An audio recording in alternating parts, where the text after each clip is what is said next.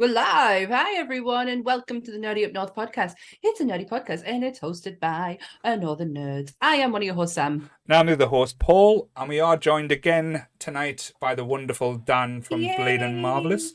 She's not sick of us, or we haven't upset her yet, so that's fine. So, like I say, it's all going good. So, how are you, Dan? I know you've had a busy week. The last few weeks, bless you. I'm here. I'm all right, as you say up there. Yeah, I'm all good. I'm here. I woke up this morning. Yay! No, so we thought we'd get Dan on again. Well, we've been trying to get Dan to come on quite a lot, bless her, but she is a very busy lady. Because we, like I say, every time she comes on, we do have a laugh, and it's always a little bit entertaining as well. So we always like to see who can swear the most, shall we say? No pressure then, no. No pressure. No whatsoever. pressure. So well, let's. Before I get into do your thing, Sammy. I just want to say before we get into this, I just want to say huge congratulations to my little sister and my new brother-in-law as they got married yesterday.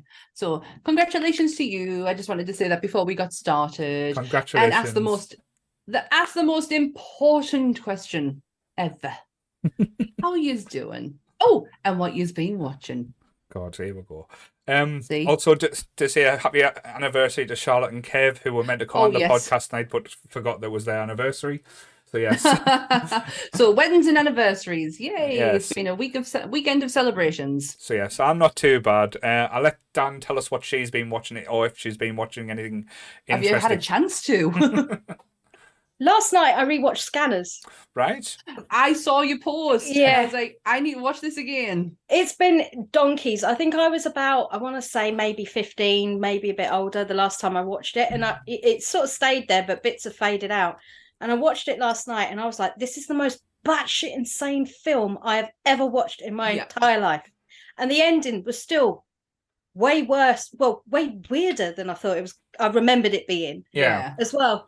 But the special effects is absolutely dire as well. But doesn't that make it so special? It does, but you can't beat that head scene. No. So So is that a spoil? Is that a spoiler for later? Is it? No, I crossed it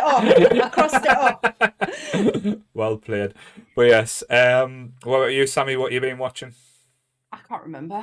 Oh well, you've had a busy weekend. I have had such a busy weekend. My sister got married yesterday, and it's been all go. Well, obviously I've been at work. I can't remember. That's sorry. I do remember. We restarted Brooklyn Nine-Nine. All right, cool. So, when I said, "Can we start Community?" Yeah, we compromised. Right. Okay. We'll go back and we'll go back to the beginning and watch Brooklyn. What's something new, or go for the comfort show? No, I can understand that. I've been watching quite a few things because I'm trying to fill a Moonshiner's hole that's been left behind. That because the show become shit, so I couldn't watch it anymore. Such a shame. I've rewatched Superstore, so another American sitcom. Oh. It has some good episodes, it has some bad episodes, but it's just like filler TV. I think it's like turn your brain off and just watch. But there's some genuinely good moments in it. I always would recommend to watch it. It's on Netflix as well. I've been trying to rewatch Red Dwarf again in preparation for the Red Dwarf episode. So I'm on to season 3 of Red Dwarf as well. But I found a new show that it's even more worse and terrible than Moonshiners. The thing is, you say that, but Moonshiners wasn't the worst. It got there. It's on a channel called Blaze, so that shows you how the quality. Oh, okay. And it's going to sound really wrong, but it's not based on the subject matter that you probably think. It's called hardcore porn. Yeah, oh god, yeah. Is it the porn show? It's the porn show in Detroit. The old dude with the leather jacket and the tash and the most angriest little woman ever, with the long hair. I see their clips on TikTok all the time, and I get suckered into it. Oh, I've watched one episode. I know my mum watched it and told us about it. And I was like, that sounds awful. It's fake. It's fake as fuck because they have fights and everything. But just the children are the most vile people in the world. I just want to see them get the comeuppance and like everything to go wrong. I just want them to feel. I know that sounds horrible, But yeah, that's my new obsession at this moment: hardcore porn. I've just remembered what we watched the other day. Actually, we started watching. There's a couple really good documentaries come on Netflix the last couple of weeks. DB Cooper one. Right. Yeah, that we started watching that. That was pretty interesting. But I have a huge, and I don't understand where it comes from or why I even have it, but I have a huge fascination with the Waco siege. Yes. I know more about that than I should. Have you seen the TV show they did of it with oh god, it had Kieran Culkin or Rory Culkin in it? I think it was Rory. Yeah. I just know him as Creepy. I call him Creepy Culkin because he's the creepy one of the three. It's the eyes, isn't it? Yeah. That is a really good because that's told from the two perspectives. Right. So they both collabed on it. One of the guys in the siege and then one of the negotiators. So if you get a chance, it's just called Waco. I've watched that. The documentary is really good, but I was getting on Ant's nerves because I was like, well, this happens before this happens, and it all interlinks because it links with Ruby Ridge, which again is not really fascinating, and also the Oklahoma City bombing. Right. All interlinked with each other, and it's because Timothy McVeigh, who did the Oklahoma City bombing, which is probably it actually is the worst terrorist attack in America. It's what's it called when it's like one of your own who does it? An internal one, like an internal attack. Like it's the worst that's ever been on American. I was going to say 9/11 kind of 9/11, but it's like they're one of their own who's done it. He was there at Waco. Right. Yeah. He was watching the siege happen, and all he took from that was they're trying to take their guns away from them. Yeah. Can't be having this. And that's what planted the seed and it's so fucking fascinating. I don't know because I'm only on episode 1 on the Waco one on Netflix. So I don't know if they'll go into the connections between Ruby Ridge and the Oklahoma City bombing, but it's really, really interesting. The one I've seen advertised, it might be the same one. It's where they're actually talking about, because normally it's like they tell you about like the thing, but it's actually the people that were in the cult and everything as well. So that's seems because I've never heard of that perspective before. So that'll be a quite interesting one. I haven't heard, to be honest. I've heard everything about why Koresh should have been taken out, but in my opinion, David Koresh should have been taken out, but not in the way that it happened. That was unnecessary. There were children in that building. It was completely unnecessary. But David Koresh is a piece of shit. But we'll talk about that on the true crime episode that's coming up. So yeah, exactly. There's some things I've been watching that I've been holding back on because I'm waiting for that episode. But I just remembered that is what I've been watching this week. Right. Well, I've got a very weird connection because going back to Superstore, I've been on the set of Superstore twice. All right. When I've been to the US, and it is huge. That supermarket is absolutely massive. The interior, and I say about a year ago, I found out that Dina Laura Nash, she does a true crime podcast called True Crime and Cocktails. All right. And it's but basically it's her and her cousin, and they get absolutely wasted, and then they just talk about true crime. Which wow, sounds amazing. And they laugh for probably the first 45 minutes. You complain about this show running over when I'm on it for about 2 hours, but their shows go for about 2.5 because they just laugh. Well, last week went for 3.5. So 3.5 hours. We're doing we were doing a top 5 American sitcoms, so that's why. And there was 4 of us on as well. Yeah, so that was just crazy, but yeah, it was nuts, but it was worth it. But I couldn't talk at the end, trying to like plug everything, and I was like, words are failing me completely now. I would recommend watching in parts, but it was a very heartfelt episode. Like I say, it was a lot of good memories come out, and we didn't actually. I think the Cosbys got mentioned, but we didn't go into too far. No. Probably a wise choice. Yeah. There's some things that you just got to keep away. There's actually one of my choices on my picks for tonight, and went, don't do it. It just opens up a whole fucking conversation you don't want to have. So I was like, all right, fair enough. I'll take your point, but let's do it because this is a topic that I thought you were going to go into a musical. Let's do it. Let's do it. Do it. Sorry. Yes. I've also had my nails done, so Be prepared. I talk with my hands a lot. I'm going to be talking with them a lot more now. Right. So everything discussed in today's episode is our opinions and our opinions alone. If you'd like to discuss anything from today's episode, please come and join us in the Facebook group where we can have an open discussion. What we won't have is anyone coming for us and telling us our opinions are wrong. We can all agree to disagree in fandom. So let's keep it fun, keep it kind, and keep the toxic behaviour out of nerdism. And Sam's posh voice comes out again there, so... My mother said, it's the poshest I've ever heard me. So how did you guys find this top 5? Because it was an unusual... I think this one was your choice, was it, Sammy? Because you're the death queen, so yeah. Of course it was. It's the one thing that can guaranteed will come up in a topic of conversation during my day. Guaranteed. So yeah, it was Who died? But yes. Who died? So how did you guys find this pick? Because I struggled a little bit this week. Hard. Yeah, it's the whittling down. Like, I could reel off 20 that I think are fantastic. Yeah. But the 5 I've got, I think we're going to cross over on. So I have backups just in case. See, we've got a prepared. We've got a prepared one. Yeah. I was thinking, would Paul pick this? But I do that on every pick now. Would Paul pick this? To be fair though, mine's is going to be the fluffy ones. Yours are going to be like the nasty ones. I have a couple of nasties in there. But it was difficult because it was, well, how do I feel about it? Yeah. Like, how did it make me feel? And the one that Anne told me not to put in was that really like shocked us to the core. So I'm good at using it. But then when I looked at the rest of them, I was like, yeah.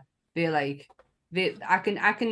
can talk about these and tell you how they made me feel. So yeah. I'm happy with the choices I've made. No, that was the thing, because when I thought about it, there's ones that make you laugh, there's ones that make you cry, and there's ones that stick with you.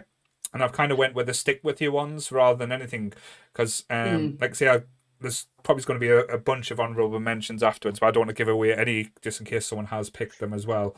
Yeah. But like I say, with Dan being the lovely guest, Alex, I'll not be the dickhead and go first, so I'll let you go first this time, Dan, so you can kick us off.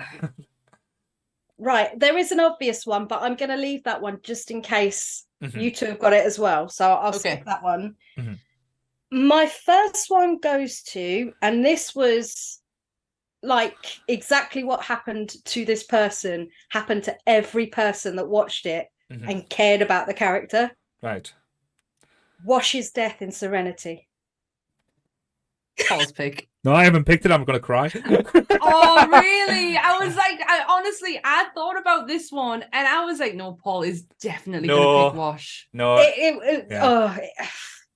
I love Alan Tudyk as well. He's like, for me... Well, he's the king of the nerds, man. He is. He's amazing, and like he can turn his hand to anything. But this was way before I knew that he was a voice actor, character actor. Yeah, you know, he was Wash to everybody, and that great big bloody telephone pole or whatever the shit it was that come flying through the window and stabbed him. Yeah. They didn't even give him a parting goodbye. No, you know, it was literally just and he was gone. Yeah. And I was like.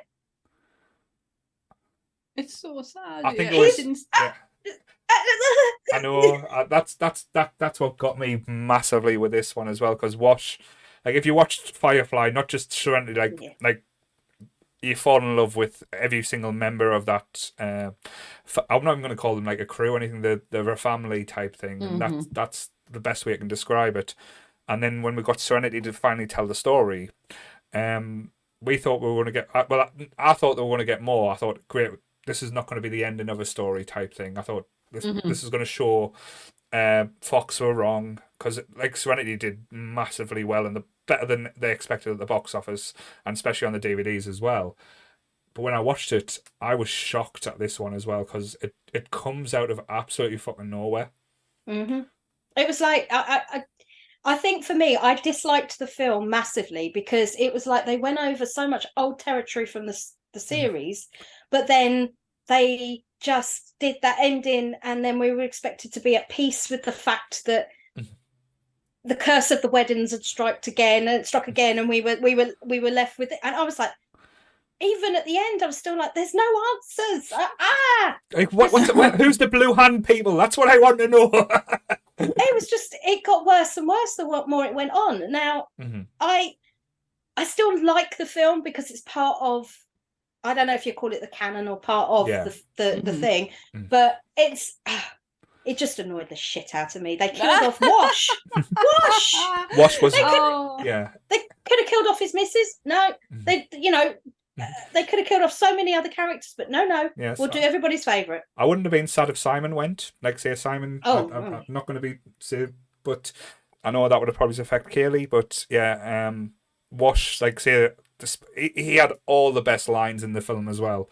Like, especially with the dinosaurs, like, curse your inevitable betrayal and stuff like that. Or I'm a leaf on the wind.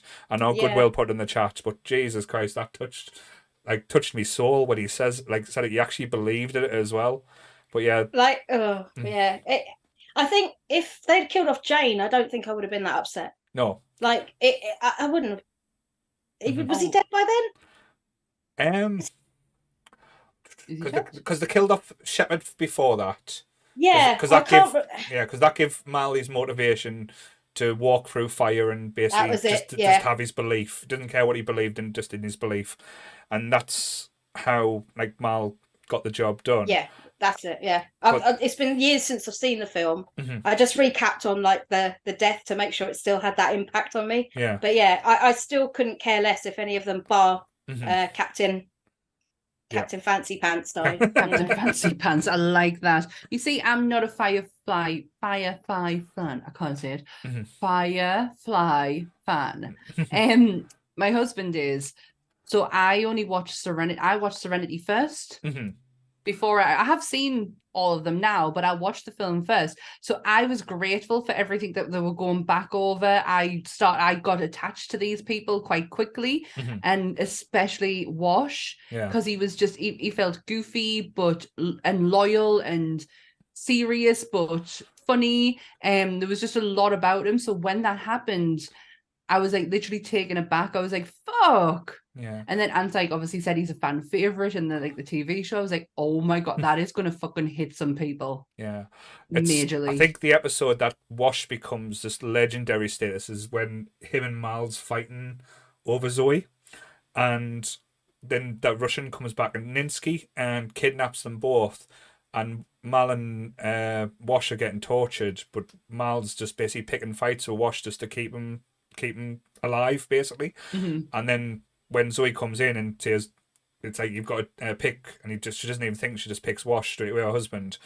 And then Wash just breaks down saying, Mal kept me alive. And that's when your heart goes out to him. And I can I like this death because as you said, in the movie, you don't expect it, you don't see it coming. He's just got you through this, basically, hellstorm with the Reavers and stuff, and he's landed the ship that no one else could have landed. You think this is just amazing, and then it's just boom, and that's what I like about it. It's just shut in the dark, but he deserved better though, bless him. For you as an audience member, you've just taken that, it's okay, we're out of this now, and then boom, you hit with it again, and it's like shit.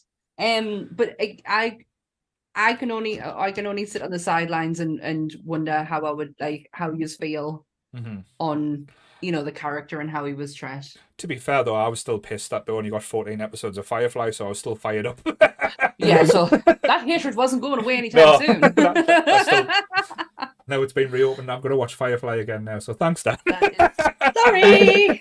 I think we're going to open a lot of wounds tonight, so there's going to be a lot of therapy through this podcast. I don't have feelings. It's fine. We'll try and bring them out. Dinosaur, I have all of them, so I will be everyone's emotion tonight. I'm one of those people who tend to laugh at the inappropriate things in the cinema, and I get the giggles, and people, I know people are staring at me, but when you just you can't help it. Yeah. You're that's ridiculous, and there's people going, "Oh my God, that's so disgusting." And I'm sitting there going. But that's the thing, because you know how the sausage is made, though. That's the thing. So that's why it isn't say. I love that saying. I fucking love that saying. You know how the sausage is made, Dan. We need to get your t-shirt with that on, and I will wear it. I know you will. That's an idea.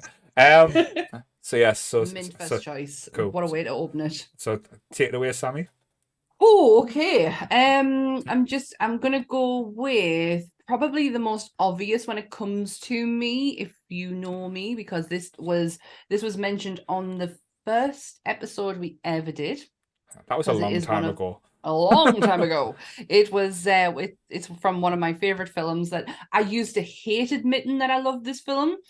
Now I don't give a shit. Because I'm older. It's 1989 Steel Magnolias, and it's the death of Shelby. Oh my god, I haven't heard that film in years. But Yeah. I went through a phase of wanting to be called Shelby because of that movie. Yeah. I hated my name. I was like, why couldn't I be called Shelby? I know. I didn't want her life in the slightest, but I loved her name. But yeah, on a Tuesday, I used to have a free period where I could go home because I lived 2 minutes away from my college. So I used to go home and Sky Movies would have this on fucking repeat every Tuesday. So I would just sit and watch it all the time. But I used to hate admitting it was one of my favorite films. I would like, just no, Ghostbusters, man. I'm not fucking cool. I fucking love The Exorcist, but no, I would this death got me. Got me good.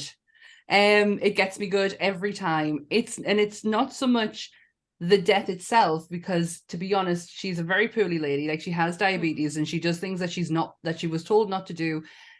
She was told she couldn't get pregnant because she wouldn't be able to carry. She did it, and she brought this lovely little boy into the world, and then not a year or so later, she ends up dying. But what gets me is Sally Field's grief. Always gets me. She is so strong until she's not. Yeah. And it's like everything's done. Her daughter has passed. Her daughter is buried, and she's just standing with her best friends, and they're all going, "Oh, are you okay? Oh, the service was lovely," and she just fucking snaps, and she says everything that you want to say when you're in mourning, and it's so fucking powerful. And I love that scene so much, but I sit there just crying my eyes out at the fact that she lost her daughter. And it's when she says, I could run to Texas and back again, and my daughter never could. Yeah. She's not even talking about the fact that she couldn't do it because she's passed away. It's the fact that she couldn't do it while she was alive. It's a special one for me. Yeah. Because it's a special film. But yeah, I grieved hard on that one. I used to watch that with my nan and granddad because my mum worked. God. Yeah, well, when I grew up, my mum worked 3 jobs. I'm a single parent family child. So she worked 3 jobs. And so we used to stay with my grandparents. And we used to have certain videos we'd watch over and over again. And Steel Magnolias was in the cupboard. And I remember Sally Field. I remember Julia Roberts was Shelby, wasn't she? Yes. Yeah. And then I remember, was Dolly Parton in it? Yeah, she fucking was. Yeah. And I vaguely remember bits, and like Olympia Dukakis was in it as well. I love seeing her name as well. It's such a weird name to say. And Shirley MacLaine, is in it, who is fantastic, like absolutely fantastic. Because it's just when Sally Field's just done her iconic breakdown scene, and Olivia Dukakis grabs Shirley MacLaine and just tells Sally Field's character to slap Weezer. Just slap her. Everyone's wanted to take a slap at Weezer Dubrow. You go and do it. You be that person. And she just bursts into fits of laughter because that's what a friend would do. Yeah. It's such a. I'm gonna keep this together. It's such a. It's friendship. That's what it boils down to. It wasn't about it wasn't family as in blood family. It was family as friends. And then women were fucking tight together. And when they needed something, they were there. Like that moment where she grabs Weezer and just tells her to slap her is fucking hilarious, but it totally breaks the tension of what you needed in that moment. Yeah. No.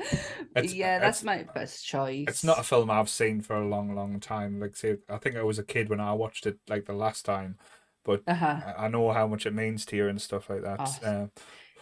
It's ridiculous how much this film means to us.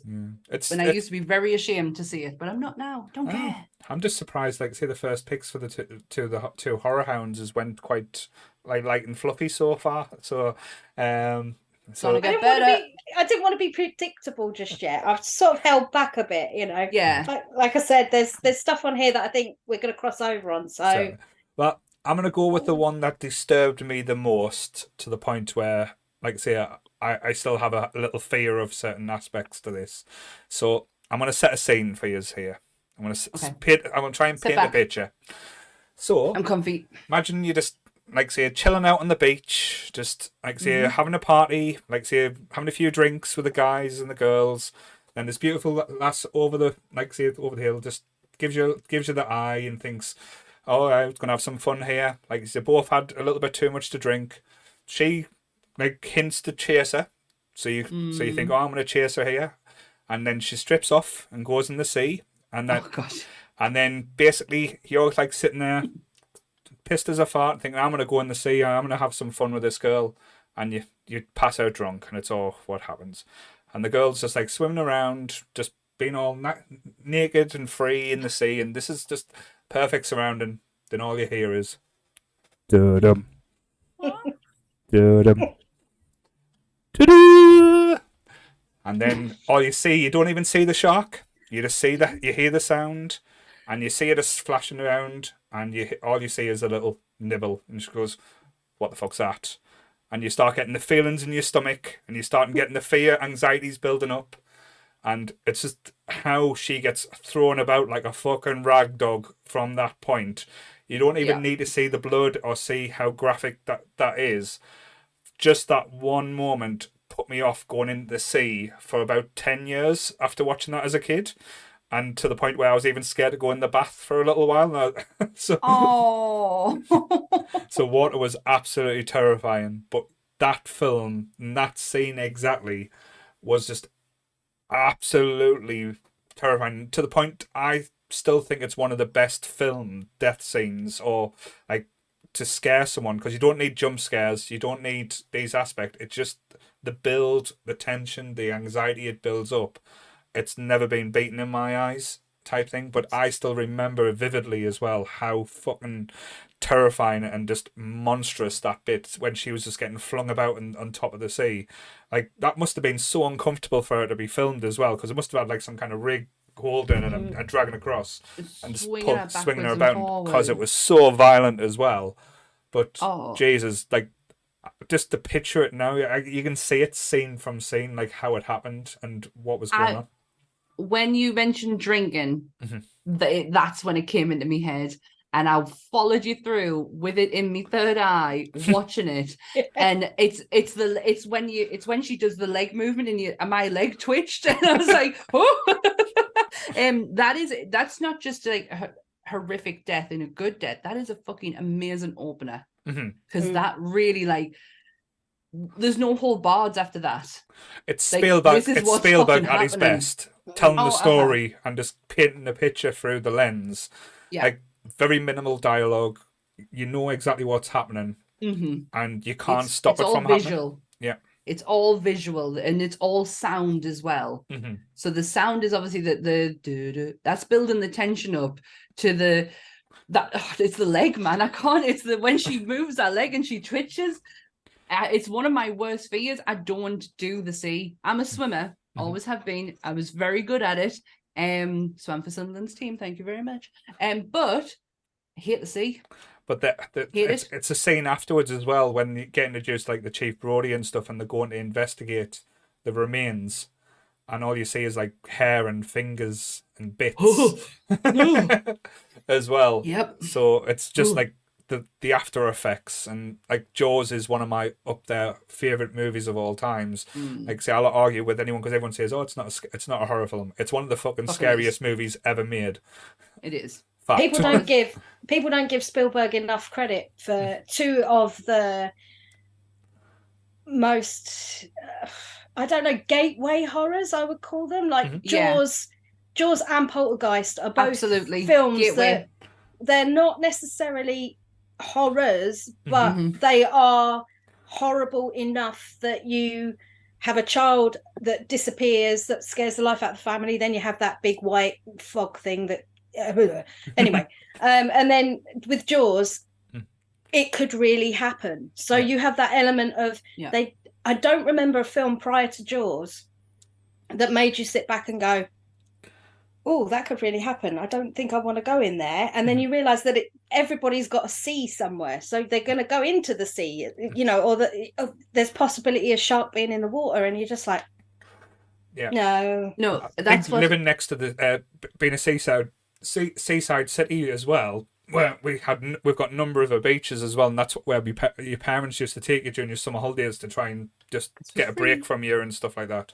But didn't help as well, like one of the off in the ocean. one of the school trips as well, because we used to have it's a little bit now, but we used to have like quite a big fishing area, and our school trips took us to the docks to see the fishermen and see what they did. It was a strange school. What school was this? It was called Dame Dot at the time, but it was in Roker, so it was a primary school.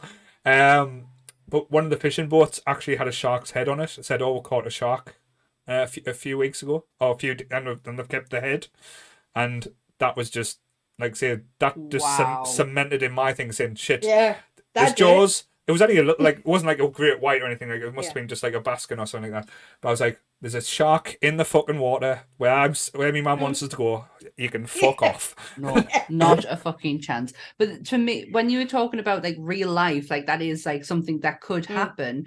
That's what always scares me about horror. Like I was scared of Hannibal Lecter because there are people who do that. Yeah. Like that's not that I'm saying I'm going to come across any fucking cannibals anytime soon, but you never know. They are there. They do. They Yes, exist.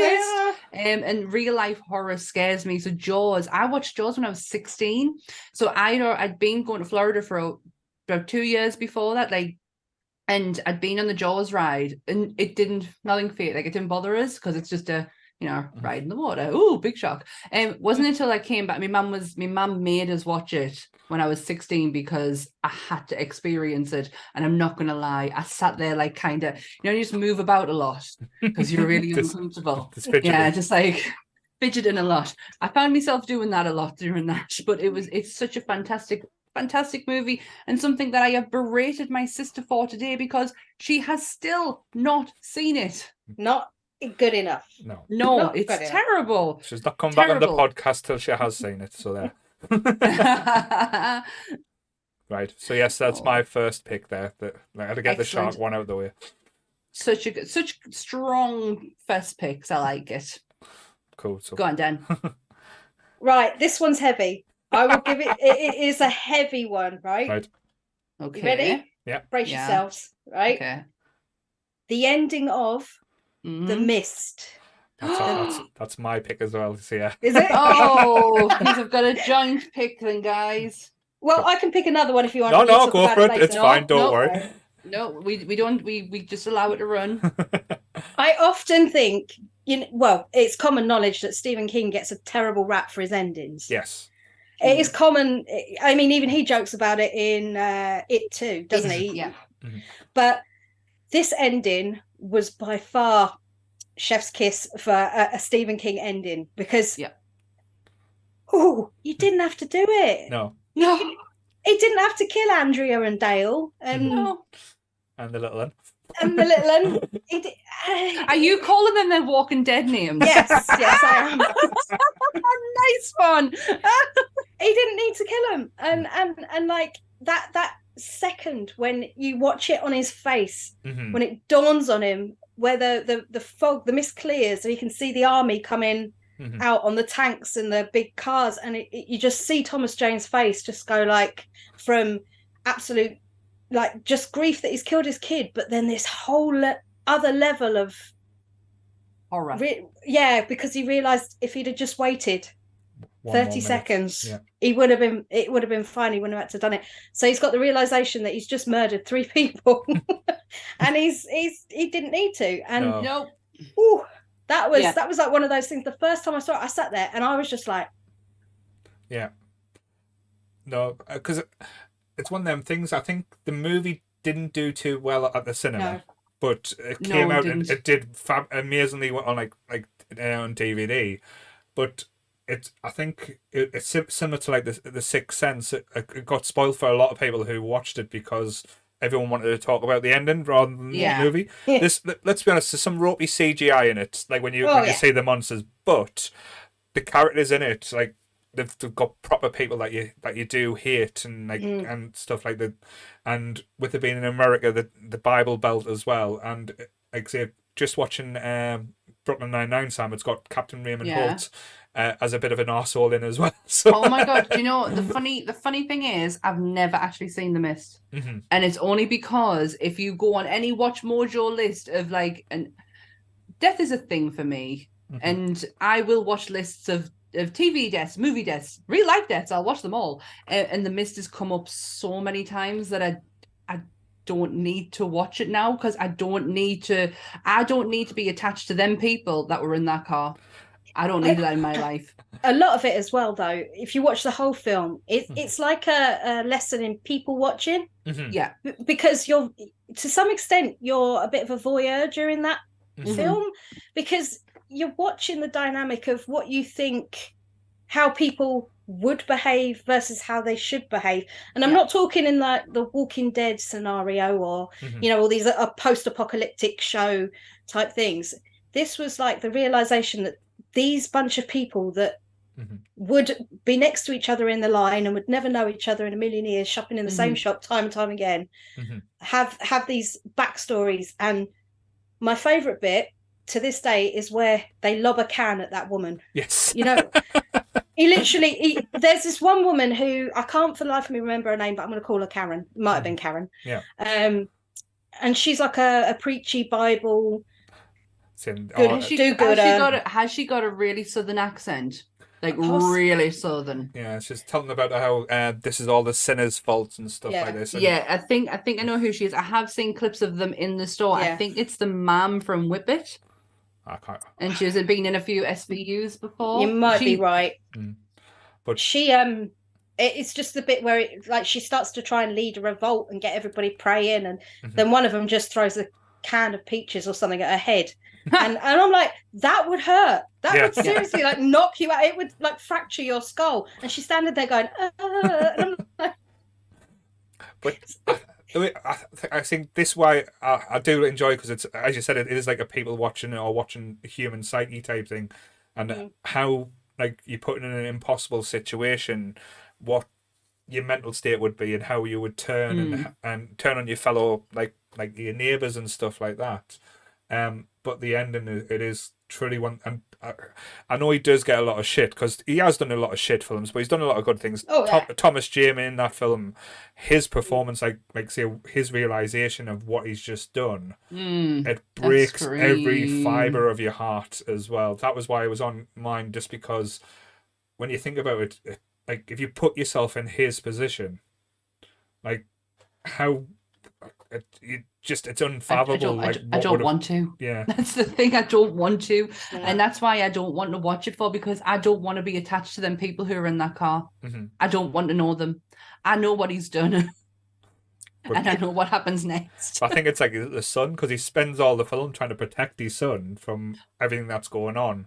And then he sacrifices his son because he doesn't want it to be eaten, which is understandable. Chills. Yeah, but that's I think it just resonates so much, just because it's basically like a normal guy trying to do the right thing, and just fucking up so badly, and it's just heartbreaking in every single aspect, and that's why I always think of that in as well, just because if you take that ending out, it's a good movie, but you put the ending in, it's a brilliant movie.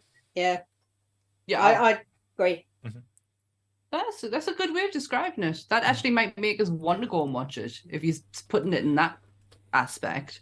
But I've seen it so many times, that ending when he gets out the car and the headlights are there.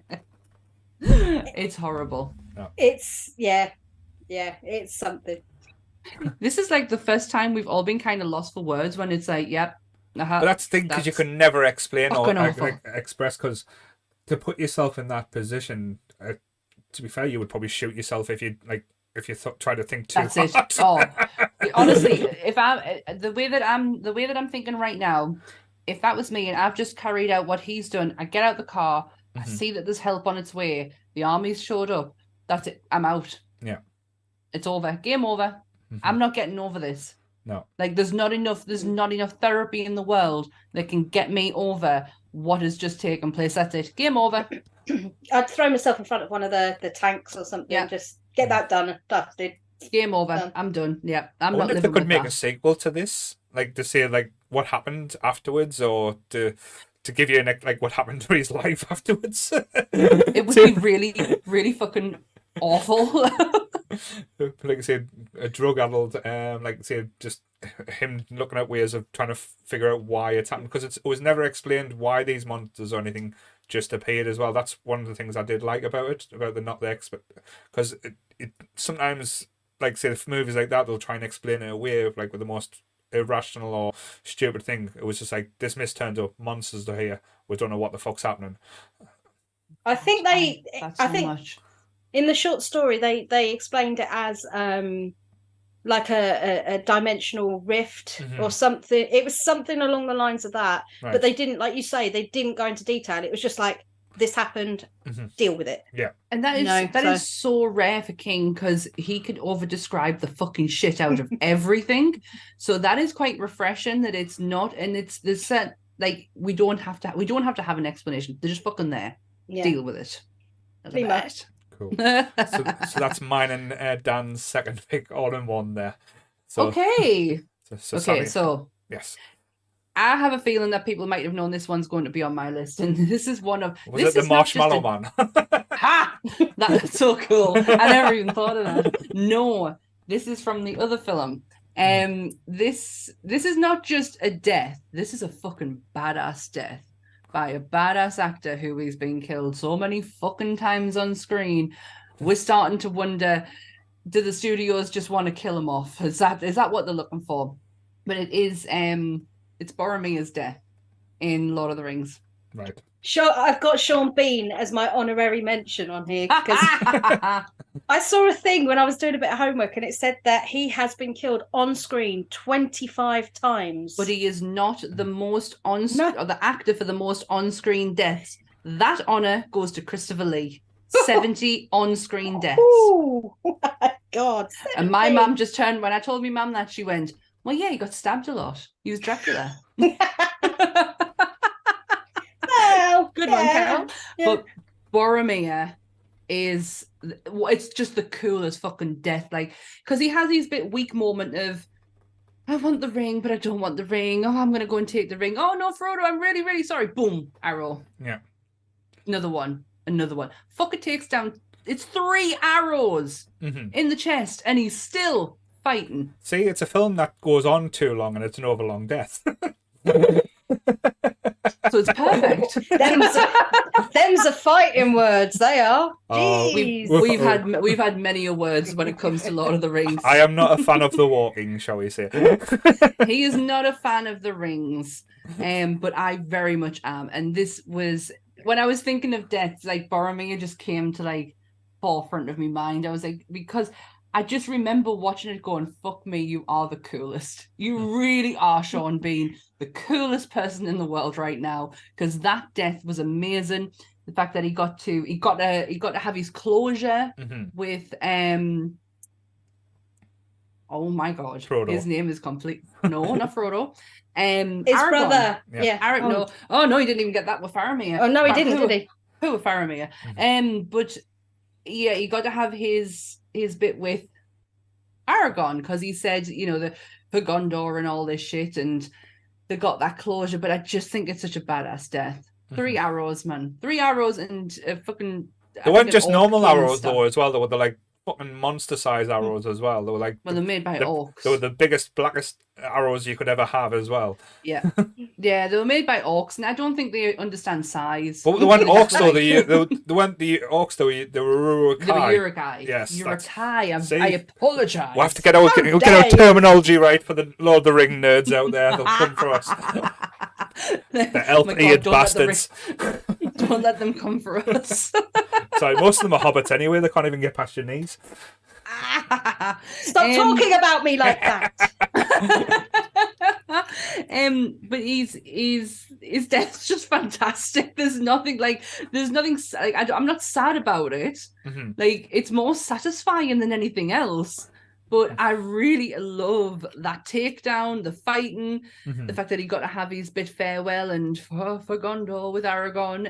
It's just fantastic. The only thing, again, I think, as you said, it is a great scene, and like, I know I'm shitting on Lord of the Rings. I'm only joking, but like, visually, it's great.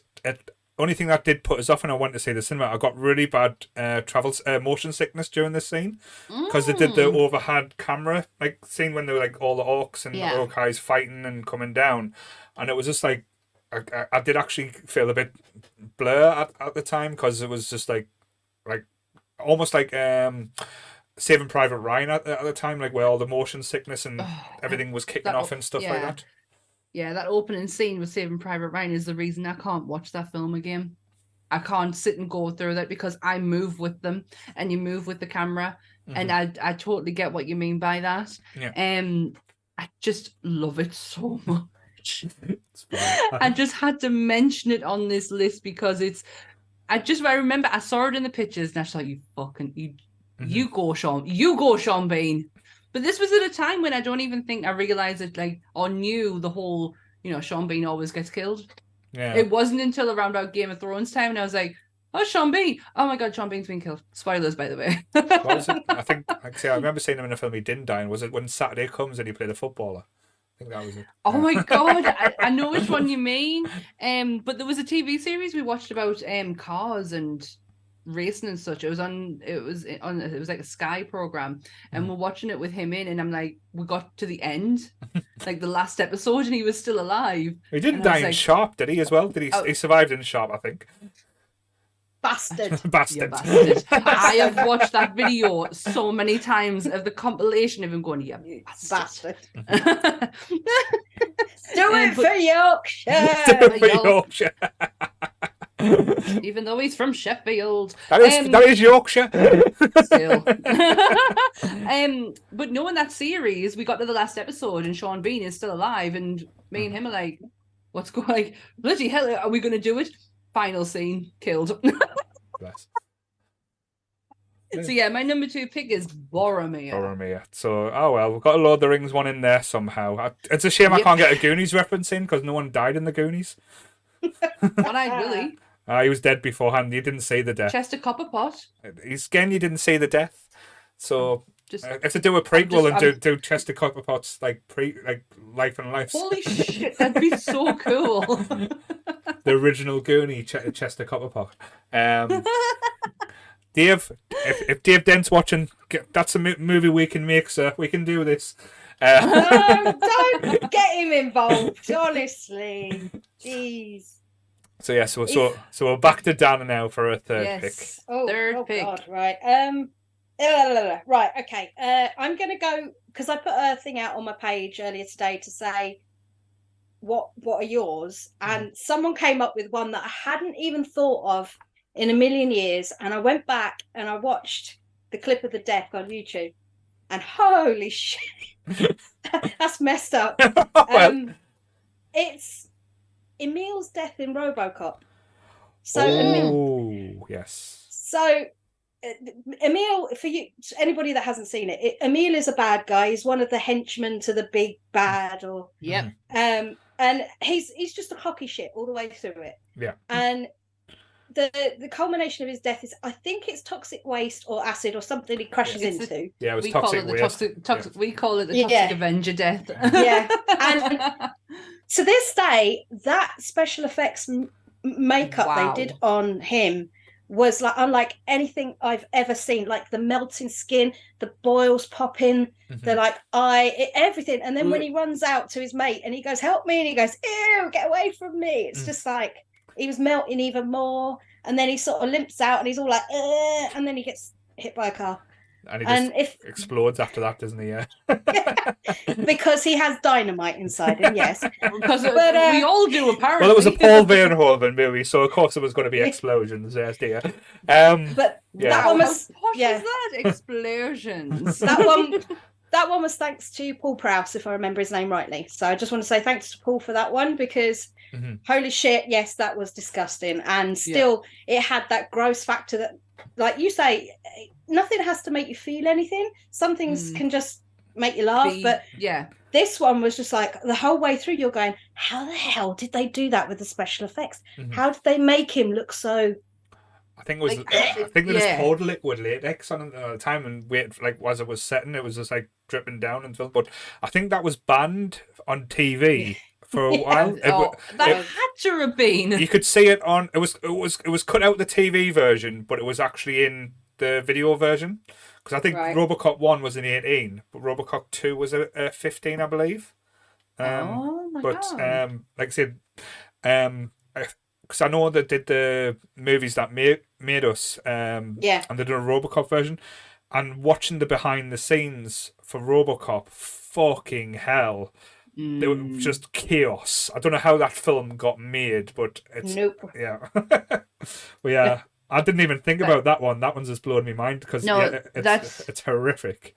That has been on the radar today when I've been out with my family for dinner today to finish off the celebrations of my sister's wedding, and I brought it up in conversation, and my brother-in-law mentioned it, and then my husband mentioned it, and then we just got on a full conversation about this scene, and my mom was like not into it at all. I'd buy that for $1. Do you know what? I absolutely adore the first one, but I've never seen the second one. But Anne says it's not bad at all. No. He really enjoyed it. Yeah. But the third one was shit. Yeah. But I don't think that's got is it Paul Weller? I can't never remember his name. Peter Weller. Peter Weller, that's it. I don't think it's got him in it. But that scene is like, for me, I want to know how it's done. Yeah. I'm not bothered that it's happening. I'm like, how did they do that? I mean, the guy doesn't get enough rep for the acting on that as well, though, because it's like you've just been thrown into toxic waste. You're burning from the outside in. You're trying to walk whilst your skin is literally falling off your body. You're asking for help, and they're like, get away from me. Yeah, like that's not the reaction you expect from your hench crew, is it? Like, ew, I think the guy who played it, he was like a notorious, like a bad guy in loads of 80 films and stuff like that. He's like been through. He's one of those actors that you've always seen him in a movie, but you don't actually know his name. So is that your third pick, or is that the one that you're picking from the page there? That was I'll call it my third pick, and I'll say it's the page pick. Cool. No, that's fine. Cool. I didn't want you to lose out a pick there because I've got another page pick that someone said, so I'll save that for later just in case we clash. Cool. So. But that's an amazing pick, though. I forgot all about it, but because there's so many interesting deaths in RoboCop, like the actual death of Murphy himself, like when they're blowing him apart, like literally taking him apart by piece. That's like unbelievable. And then there's like the whole "can you fly, Bobby?" and getting thrown out the back of the car and stuff like that. It's just like absolute lunacy, like say the violence in this movie and how they got away with a lot of it. But that toxic waste scene is just one of the most horrific scenes I've seen. But I think when you said how they did it, I think when I watched it back, they literally just poured liquid latex on him and seeing how it flowed on him and stuff like that. And then, let's record this now. Get it now! In case his skin actually falls off. I'm going to have to watch RoboCop. I'm going to watch so many films after tonight now.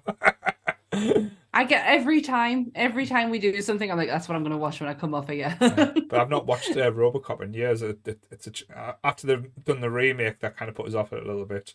But yeah. Anyway, sorry. So Sammy's third pick there. Right. My third one is probably the most iconic death scenes in cinema history. It is fucking fantastic. And it made me scared of showers for a really long fucking time. It's Janet Leigh in Psycho.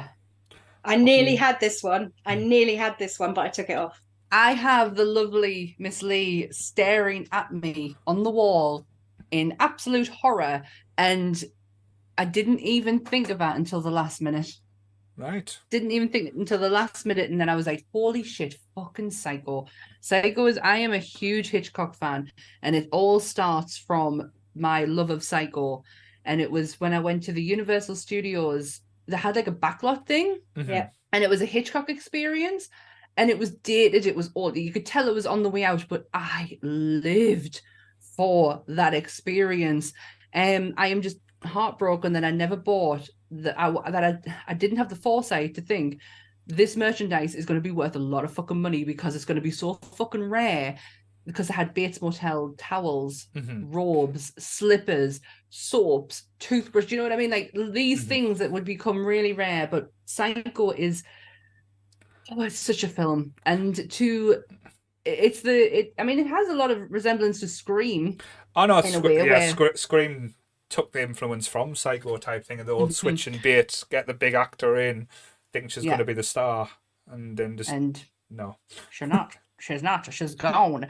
But Marion is. Do you know what though? For all like the scene, like it's horrific. Marion is not a nice person. No, she's a shitbag. She's an absolute shitbag. She really is. I'm not saying she deserved to die in a shower, but she's not a great. She's only there because she stole a shitload of money from her boss, so she could run off with her lover who was married. Yeah, like she is not the greatest person, but.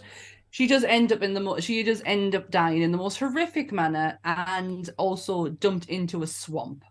So I do think, again, like similar to my first pick, the music element plays a big part in this as well. And like I say, the fact that this was shot in black and white had more of an impact in a way, because people say, like you see blood and guts and like can mess you up, but no, this was more scary because of the subtleties in it as well.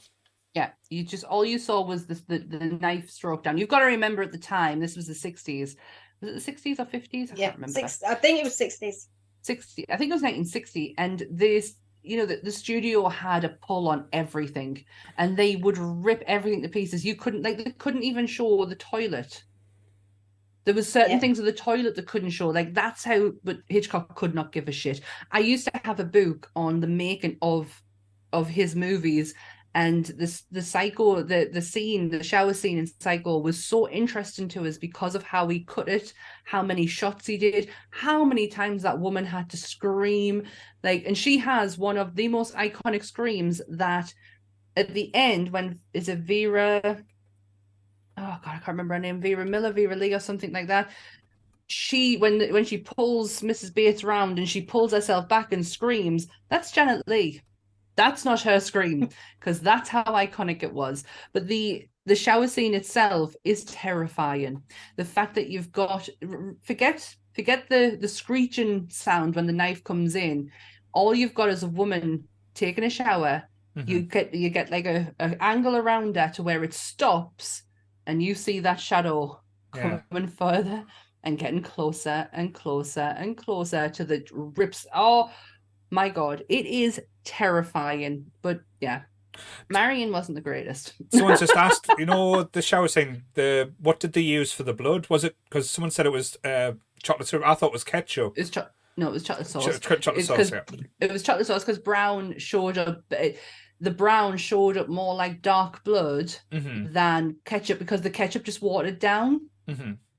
So when it hits the water, it just goes into the consistency of it goes into nothing. Right. Whereas chocolate sauce has a thicker consistency, so when the water hits it, it's not just disintegrating straight away, and the color of it as well. But yeah, it was chocolate sauce. No, that's fine. I always thought it was ketchup. That's why I was just like, I knew you would have probably known more than me, but someone said, and everyone's just getting to see my legs. I do apologize. It's fine. No one could see it as well. I've cut that bit out. It's fine. Oh, that's all right. So nobody saw my legs. Yeah, great stuff. Sam's got knee pants on again, guys. I'm just glad you didn't go on about the Vince Vaughn remake. No, I did. It didn't happen, Dan. The shot for shot nonsense that was the Vince Vaughn. Was it Anne Heche? Yeah, Anne Heche. I think it was, wasn't it? It was Anne Heche. It was, oh God, who directed it? It was absolutely shocking, and that should never have happened. Yeah. It didn't happen. It doesn't exist. That's the thing. I'm quite happy. Yeah, to acknowledge it. Not to acknowledge it, but that must have been a weird decision there. Like, I can understand remaking Psycho, doing your own swag, almost like, as you said, the Bates Motel TV show that we got, but doing it word for word, shot for shot, exactly the same. Lazy. And Yeah, that's probably the word I would use. Lazy. It just lazy. It just doesn't seem to be. Your groundwork is already laid out for you by a master of cinema, and you're just going to go in there and do exactly what he did. You're not even going to put your own spin on it, and just make it your own. Put your signature in there. It's lazy. I was so fucked off. I wasn't bothered about Anne Heche actually playing Marion Crane, because the look, it wasn't too far, like it wasn't that bad. Like I don't actually have an opinion on Anne Heche, but Vince Vaughn, there's Norman Bates. What the actual fuck? The thing that gets me with the Vince Vaughn choice was, at the time, I think he was mainly comedy cast at that point. Yeah. And this was the first role I'd seen him where he was bit serious. Substance. Yeah. And it just didn't work. It did not work. But then you see him now in some of the stuff he does. One of them was, I can't remember the name of the film, but he was a prisoner, and he had a shaved head, and he'd done something. And he actually does serious so well now, but that's come with experience. But I think I think the whole the Norman Bates character is supposed to be meek, mild-mannered, scared. Like you wouldn't notice him if you walked down the street. Well, Vince Vaughn's a 6'7" giant of a man that would terrify you. That was the point I was going to get into next. It was the casting of it. Like, Anthony Perkins is perfect because he's got a kind nature, a kind face, and like a very small build. And that was what was more terrifying about Norman Bates, was that all these attributes led into who he was. Or what he created in his own head. Vince Vaughn is a fucking giant. Yeah. He is a monster of a man. I'm going to believe that he can fucking murder somebody. I'm going to believe that he can carry them off and dump them in a swamp. Yeah. I don't believe that Anthony Perkins would have done that until the reveal at the end, which to this day still scares the shit out of my sister. Like, generally scares the shit out of her. Where the reveal happens in the prison and you see the mother's face going over his, fucking hates it. And we'll not talk about the numerous sequels that just made no sense as well, but yes. Oh no, no, I'm sorry. I will defend Psycho 4 is probably one of the best Psycho sequels going. I think it's fucking fantastic where he's on the radio station and he's talking everything through. I think it's such a great psychology lesson when it comes to him. I will defend that film. I love it. Absolutely. I thought Anthony Perkins was fantastic. The radio presenter, she's one of those actresses who is in a lot of stuff, but I couldn't tell you who she is. I think she was in an episode of Supernatural as well, I think. But yes. She's been in so much. But yeah, Psycho 4 was great, but Marion Crane's death was even better. Cool. I thought Psycho might be on your pick. So You've set the bar. You've said that's the most iconic cinema death in history. So. Is that what you're saying?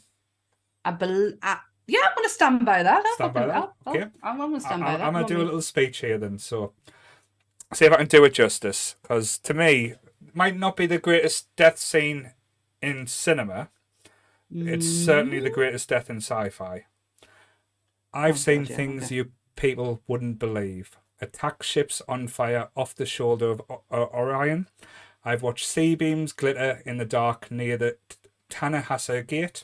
All those moments will be lost in time, like tears in the rain. Time to die. Roy Buddy's death is. I will give you that quote is an iconic death quote. That was an iconic death scene. Well, I love this scene. But I love that line, though. Yeah. Not just because of the line, just the whole build up to this. Cause Oh, sorry. No, go for it. No, I was just going to say, it's like he spends the entire film hammer and tong. That's his one purpose. He's got to do this. He's got to get to Harrison Ford. He's got to do this thing. And then he just goes, and then the dove flies away. Yes. It's like, I get it. And it was a beautiful speech. And that film will forever not be beaten for the opening shots, the replicants, the whole idea of, I think that film has been copied so many times without you even knowing it's been copied. Yes. Through the ideas, like the replicants, like everything that the shot for shot, just the ideas of things. Well, to be fair, the Batman film that we got was pretty much like a Batman version of Blade Runner in a way, like the shots and visuals and like even like the film noir aspect. It still has, like, as you said, impacts and resonates with so many different sci-fi out there. But I just I loved, as you said, I love that aspect to it where it's like Roy's a machine that's just got destruction and he's got one purpose, and he's won. At the end, he's won because Harrison Ford is dead. Harrison Ford can't beat Roy. Fucking spoilers, man! I've not seen it. I'm only joking. And like say, Decker is on the edge of the building. He's about to fall, and Roy grabs him, pulls him up, gives him that speech, and then he knows it's his time, like, to go. And it's just, I think, poetically and visually, it's just like it hits us hard. And when I watched it the first time, I was mesmerized by it, and mesmerized by the movie. Like I even like the sequel, because the sequel gets a lot of people confused and stuff. Like it's not on par with Blade Runner. Like say, this was ahead of its time so much. I think this came out in 1982, the year I was born. So like say that, and we've had, I think, about, was it 6 or 7 different director's cuts as well. I remember you telling us about that. We were talking about this the other night, this film, me and Michaela, and having a very in-depth conversation about Blade Runner. And Michaela always, and I think I get what she means, people love this movie for the aesthetic. It's not the story. It's not the characters. It's the actual aesthetic and the way that, and their living life. Like how they Daryl live their Hannah life. is hot as fuck in this film. Sorry. No, she really is. I've seen pictures of her. Yeah. For all I've known, do you know it's one of my mum's favourites? She fucking loves Blade Runner. See, that's why me and your mum need to meet up and have a talk. So that's fine. Well, Daryl Hannah actually broke her elbow in that scene. You know the scene where she goes flying into the, I want to say, broken down one of the like one of the ships, cars, whatever you want to call them. She literally comes thundering down, smashes her elbow, and she shatters it in 3 places in real life. And then she still manages to finish the scene and then goes to the hospital. But she's broke hard as fuck. All down here. Messed up. Well, this was probably the one that was my first pick when I thought about like famous deaths. I just thought death scenes, and I was like, this one just, like, say, I remember it being as a kid, and I remember watching it, like, say, watching it back, because I've done similar to what Dan's done. I've went back and watched a few of the deaths and laughed a bit. Well, this one kind of cried a bit. Because if you watch the full scene play out, it's not just the speech, like it's the whole interaction with him and like Decker, and as you said, Decker's just a broken man at this point. He's, because I know the whole like, is he or isn't he a replicant as well? There's that argument will play out as till the end of time. But I just think it's just like a beautifully seen with them two, Rutger Hauer and Harrison Ford, who I don't think 2 other actors could do it as well as they done it. It is, I'll give it its iconic status because it is one character death that gets celebrated every year. Every year, the day of his death, I see shitloads of posts of Tears in the Rain. Yeah. Because apparently the date is on there. So you know what date it is. I have no idea, but I have seen loads of posts on his death date. So I'll give that iconic status. Yes. That is cool pick. Cool. So Dan, are we going to the gory side now, are we yet? Yes. My next one is. This one's another page pick. So I'm going to butcher it now because Martin is Swedish. And Martin, I'm going to get this completely wrong, so I apologize. It is the scene in Midsummer called the Ättestupa. Fuck yes. Yes. And, I love the fact that we're talking about this. And now I didn't enjoy the film as a whole. I enjoyed it in parts. Yes. I don't think you meant to enjoy the film, if that makes sense. No, I don't think you mentioned. You know what I mean? Yeah. Like, I always find Ari Aster's films to be very intelligent, very in depth, and very intense. And I cannot hold an hour and a half of being like, I can't do it. Yeah. I need to have the flows. But Midsummer, I felt so sorry for oh God, I've gone blank on her name. Florence Pugh. Florence. I was going to call her Flo, and then I thought, no, is that right? Yeah, Florence. She probably gets Flo, let's be honest. The sheer amount of crying she had to do, but that's not the point. The point is the death, and the death of the way that the pagan, I presume it's like the pagan lifestyle. Yeah. The old couple can no longer contribute to the family, the village, because they're too old. So they're just eating the food that they're making, and they're having, so they cannot give anything back. So it comes to a point in their life where they go, right, okay, I can't help no longer. I'm just draining what other people need. So I will now go and take my life. And they get treated like royalty. They have a final meal with their family. They get carried up a mountain. Then they have to pay their respects to whatever the god is that they worship, or whatever it is that they worship, and then they yeet themselves off a cliff. Now, the first, I will say, out of the two, the woman and the man went, the woman's got me worse than the man's, because you saw her face come off, peel back, and there was nothing, blood, and then you see about a 5-second clip of her laying there, and all you see is just a bottom jaw. There is nothing left, just a bottom jaw. I have gone incredibly funny. But then when he does it, he doesn't, she jumps like that, basically. He jumps like this. So when he hits the floor, he breaks his leg, but he's still alive. So his family then have to come over with a mallet, kill him. Because he still survived. Now, none of those people queuing up to bash him on the knob, on the head, had any idea. They had no emotion about the thing, because it was simply that this had to be done, and this is the way, to quote the Mandalorian. But and there was something so unsettling, but yet perfectly. It made perfect sense that if they could no longer contribute, then and they were being a drain, then what was their purpose of being there? If they couldn't forage for themselves, if they can't cook for themselves, if they can't do anything like that, it makes practical sense in the sense of the environment. But for the bigger picture, they needed to go. But then when you saw it and you saw how savage it was just like, couldn't you give them a gun? I mean, jumping off a cliff seems quite. They were so peaceful. Give them some pain relief or something like that as well, so they don't. Just something to numb it a bit. That movie is probably one of a couple that has made me feel so uncomfortable.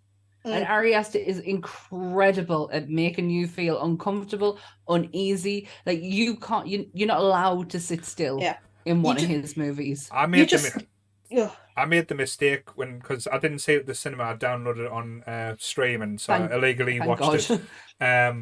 I didn't realise there was a director's cut.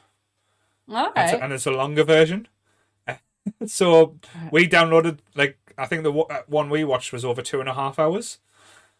So we were like, as Dan said, it was going, this is intense. When's it going to end? Please may this fucking end. It's not. Doesn't. It's not.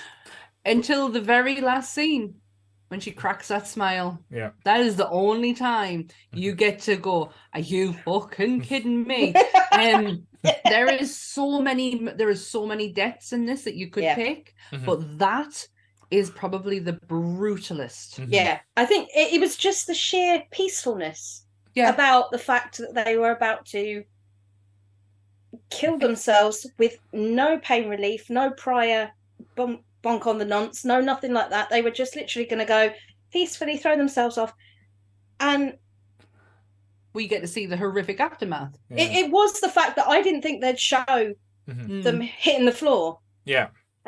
Because I didn't think it was going to be a horror. I thought it would be a psychological mindfuck fucking Ari Aster, like he tends to have that, like I say, that sort of intelligent plays with your head a bit type thing. Yeah. Oh, how does he? He's fucking brilliant at it. But I think it was the colours that we used that brought me as well, because like they were very like when white, pale, and like the cliffs that were jumping off were very like sandy colours and like very pale.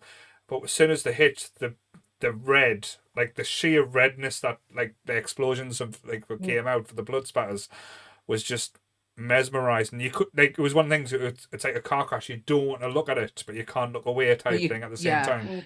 The for a movie that is sort of dark as it is, and a subject matter that is dark as it is, the cinematography is incredibly amazing, bright.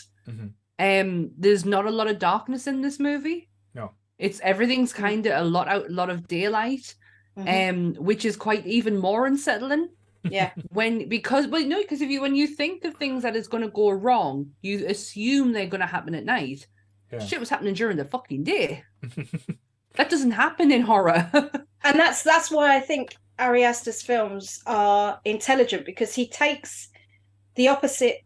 If he knows he's going to make a film that's about a girl whose sister died, took her own life, and I think her mum and dad die as well in that. Yeah, I think she had like literally nobody. Yeah, she was left with nobody. She was a perfect candidate. And so she had him, and he was a piece of shit as well.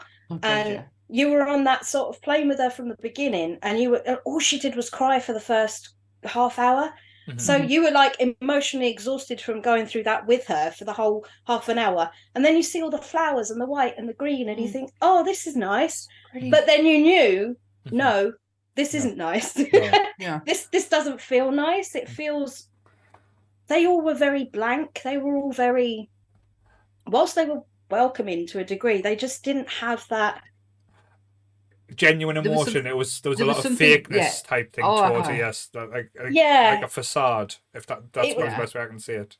Yeah, and he was so clever with that, because when you go into a film, you want to empathize with the character, you want to like the character, but by the end, you did like her, but you were like, okay, so I'm gonna spoiler. You just set your boyfriend on fire, or you were party two, setting your boyfriend dressed as a bear in fire in a triangle-shaped house. Fuck yeah. And yeah, because he deserved it, to be fair. Well, he was a shitbag, but I mean, he was a shitbag. Well, to be fair, nobody deserves to be set on fire, but. Well, no. Do you know? Now we're seeing Sam's Avengers side come out. No one pissed Sam off now. So. I think if anyone tuned in to the Patreon episode where we talked about satisfying deaths, you will see the more sadistic side of me, and it really does come out a lot when we talk about like death. Really, I went into this movie thinking it was going to be like a Wicker Man. Yeah, right. The main character was going to be like put into this like cult situation, this pagan cult situation, and she's going to get fucked up at the end for it to fucking turn on its ass like it did. I was blown away. I absolutely loved this movie. I love a lot of Ari Aster's movies. And it kind of leads me lovely into my next one, if we don't mind. Because my next movie is an Ari Aster one. I know where you're going. You know where I'm going. Because it's one of the most... It's fucking brutal. It's a brutal death. It's a fucking fantastic film. It is Hereditary. And it is the death of... I can't remember the daughter's name. Oh my God, I'm so sorry. Charlie. Charlie Graham. How's her head? How's your head? She ain't no complaints. Boom. Yeah, Charlie's death in Hereditary is that shouldn't happen. It's so go into it in more detail. So I'm building up to get to it. So the character is already going through something to start with. She's having an allergic reaction because she's eaten something that she shouldn't. I can't remember what it was she was allergic to. Peanuts, I think. Peanuts, something like that. she'd been to a party with her brother. Her brother had like the patience of a saint with her because she was fucking annoying. And he had to take his little sister to a house party, for God's sake. But she ends up having an allergic reaction, and he's taken her to go and get aid. And she's struggling to breathe. So she's already gone through that. We're going through that with her to when she sticks her head out of the window to breathe properly, and it's gone. And her head is taken clean off her shoulders. The worst part after that is the brother's reaction, because that is I genuinely believe that is how I'd react. I don't want to look at it. I don't want to. Like, he literally stops the car and just will not turn around. Mm-hmm. He knows what's happened, but he doesn't want that realization of what's happened. That death that got me. Mm-hmm. That got me I had to pause it for a bit. Why did you, was it like got you like as in sad or laugh? Because I that was one of them uncomfortable laughs I did when I saw it. I was like, oh. I actually let out a yelp, like, oh, you gotta be fucking kidding us. And I had to take a moment to like gather me thought, like, come on, you're gonna have to. Mm-hmm. How the fuck are you gonna explain this to Toni Collette? How in the fuck do you explain? Like, I'm putting it in my head. How do I go and explain to my mother? My sister's just lost her head. Do what he does and don't. Just go to bed. Just go to bed. Yes, he just completely ignores it. Just go to bed and leave her decapitated body in the backseat of the car for the mum to find in the morning.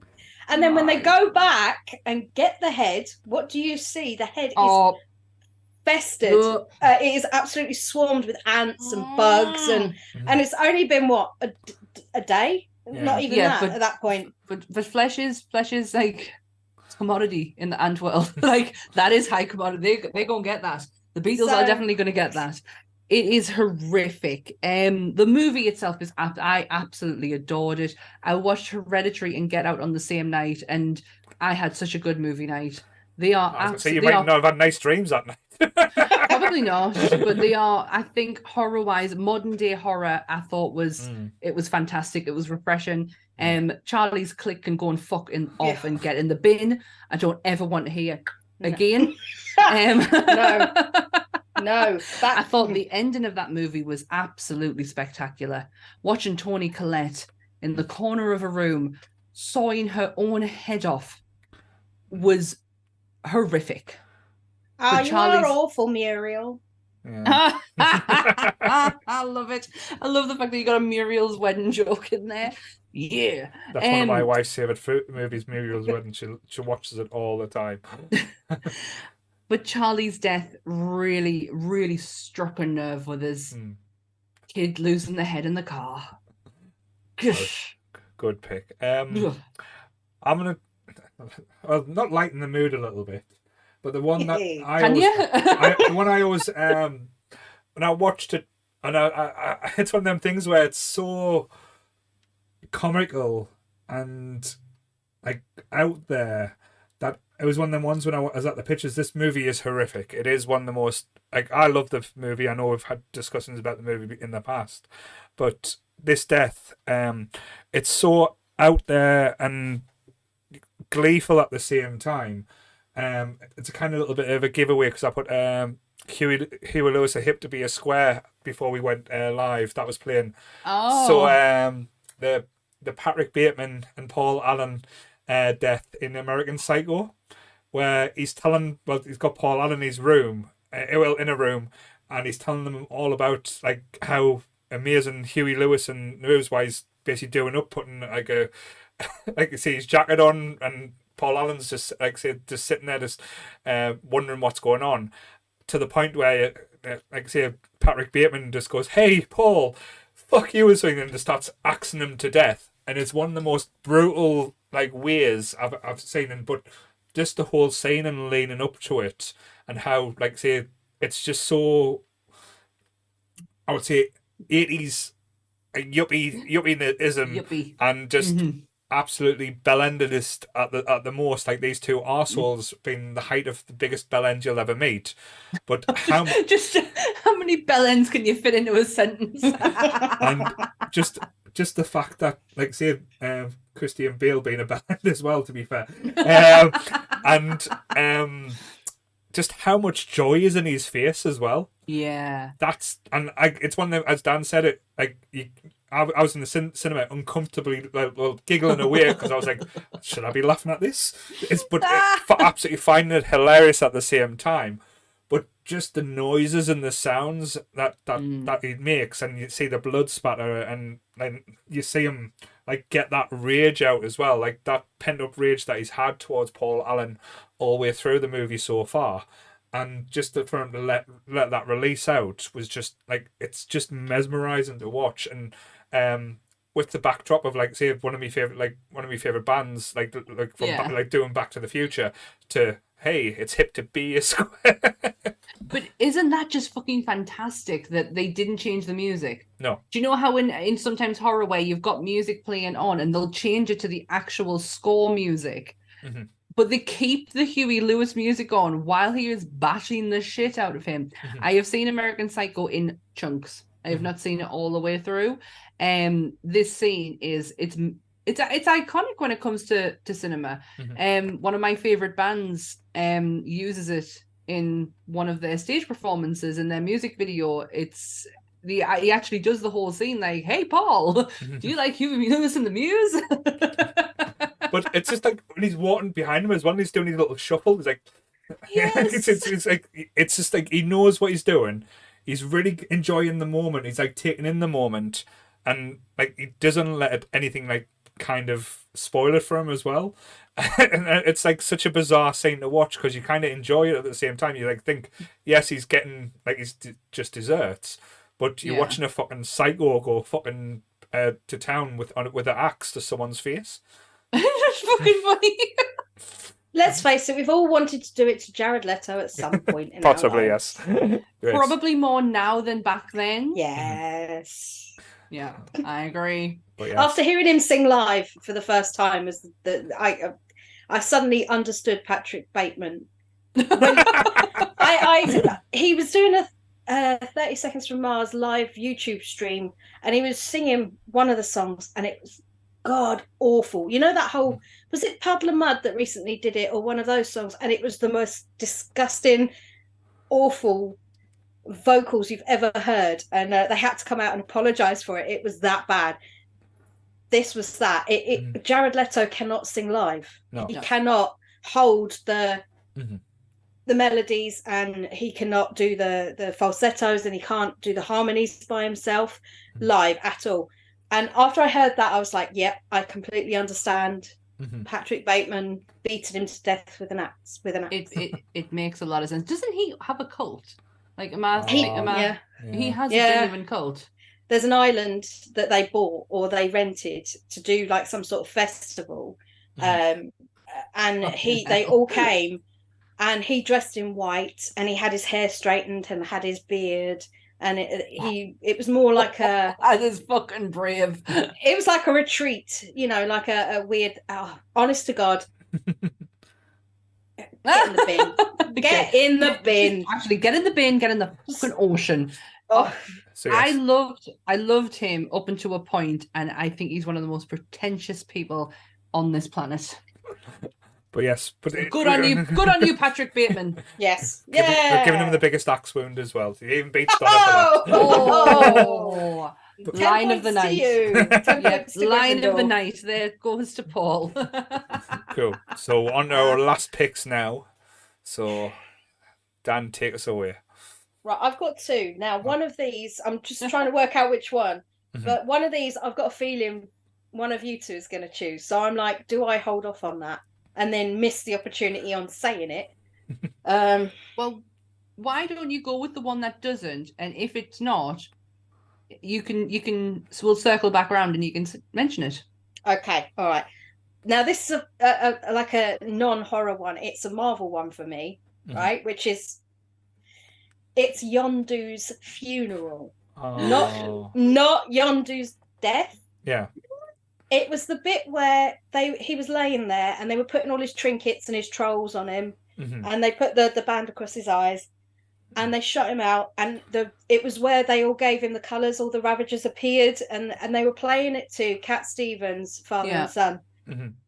I don't cry. My tear ducts don't work. But that, woo, like, I was just like, I don't know why I find this so sad. I don't know why. But it was like, proper, like, I don't know why that gave me the feels. I don't get the feels, but that really did something. And it was just like, I think for me it was James Gunn's brother that's in it. Sean, was it Sean Gunn? Yeah, Sean. Because he's get all upset. Then he sees them and he goes, "They all came," and he's like, "Yeah!" And you see that like that he's so happy. That's what kind of chokes me up as well, because like losing Yondo actually hit harder than like say certain Marvel characters, shall we say? Yeah, I must. Yeah, there's certain ones that didn't even cross my radar. That one did.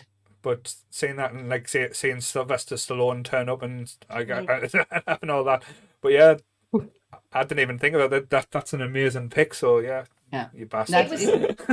I think a lot of it for me is my mum used to be a DJ when I was very young, not a radio DJ, but like she used to do nightclubs and pubs and things. So I was always brought up with music. Music was something that was constantly in my life. And she used to play Cat Stevens' Tea for the Tillerman over and over again. So I know a lot of his songs anyway. But that song, there was just something about the fact that obviously the speech he gives Quill just before when he's saying to Peter, "I might not be your real daddy," you know, and then they choose that song of all songs, and it was like you couldn't have picked a more perfect song. And I'm glad, I have to say, thank you, James Gunn, for not choosing the Boyzone version, because yes, thank you. That would have been horrific. That would have been, no. But there was something about the use of that song and the fact that no matter what, he still was one of them, despite him thinking he wasn't, because of the choices he made. And that one choice was all to do with Peter, because we find out later, don't we, that, or no, it is during that one at the end of the first one, there's that hint, or they allude to, isn't there, that Kurt Russell's character, Egon, employed him to go find Peter in the first place. And they were all pissed off with Yondu because he shouldn't have gone for a kid. Yeah. And that's what it was. They were happy for him to go for a kid. He just never handed him over. That was it. He didn't upload the paycheck, and Yondu kept him safe. And that's not the Ravager code. You are meant to. You get the job. You do it. And he knew and Yondu knew what he was up to, and that's why he kept him safe. And that's what really pissed the Ravagers off. I think they've done the comic of the film as well, where they showed like the reason why Yondu kept him. I think there was a comic released. It probably was. There was loads of. I don't know if they still do them now, but they used to do a lot of lead up comics or after comics to like kind of fill in some filling gaps. Thing. Yeah, prelude. Yes, like a prelude. And I don't know if they do them anymore. They used to do them for like Agents of S.H.I.E.L.D. and that, just to fill some fucking gaps, because that was really complicated to follow. But that is such a good one. It is one that kind of crossed my mind. I don't get myself upset when they're doing the whole speech. He may not have been your father. I may not have been your father, but I was your daddy kind of speech. And it is the funeral. It's the fact they all turned up for him when he thought that no one would.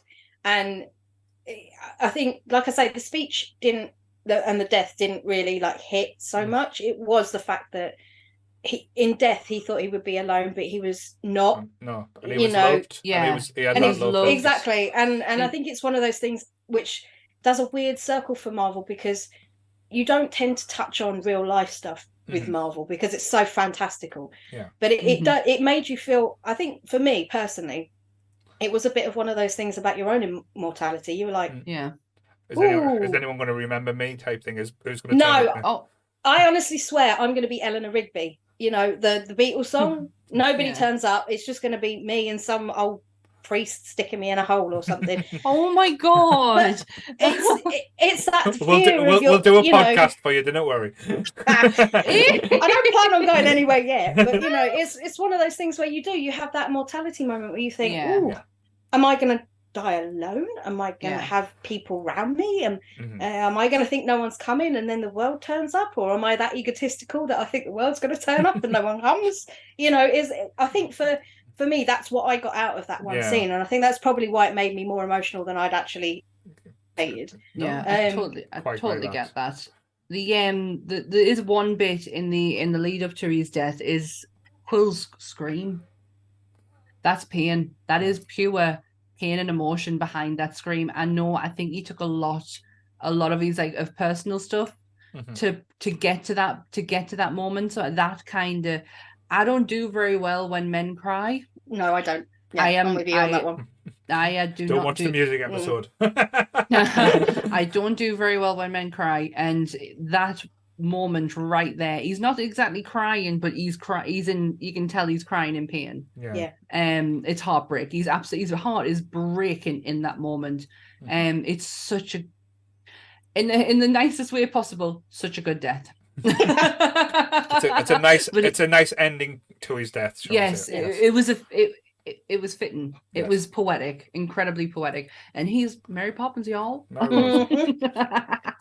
only man that ever made me blush. I don't know if I told this story before to you guys. Not no, I did not know that you met Rooker. Yeah. Rooker is amazing. I've met him a couple of times, but the first time I met him, I took a copy of Slither and I took a copy of my Mallrats compendium and got him to sign sign the front of it. And I went up to him and I said, I'm really sorry, I've got two things. I said, is that okay? Obviously I paid for two things, but I said, I've got two things. And he took one look at me, looked me dead in the eye, and he went, I love a greedy woman. Wow. I went the colour of a bloody post box, and I stood there and I was like, that is amazing. I would have went, it's a good job. He is me too. There's no words. Honestly, I couldn't find the words. It was so unexpected because I just thought he'd say, yeah, no problem, put them down. But it was the fact he looked me dead in the eyes, and as he said it, he did that smirk, that Rooker smirk. I was just like, Rooker. And then he sort of thought, I saw your ball sacking Mallrats. Everybody did. Yeah. I hope he washed his hands, the chocolate pretzels. Yeah. But oh, bless him. I bet he gets that joke so much now, bless him.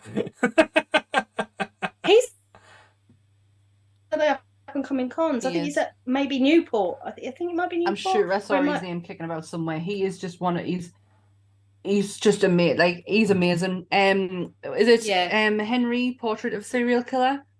Me, that man is amazing. Amazing. Well, him and Sean are coming to one of these shows, and I've got the coloured vinyl of the Belko Experiment. Right. Nice. And I'm desperate for them to sign it. And every time they come, I've always been too busy to go and get them both on it. But Sean's going to be there as well, and I bloody love Sean. So I'm like, I've got to get them to sign my vinyl. You never know. You might get announced to the Northeast one. They seem to be picking. But fingers crossed. Like I say, they are making jokes that ours is the in between, is it? But yes.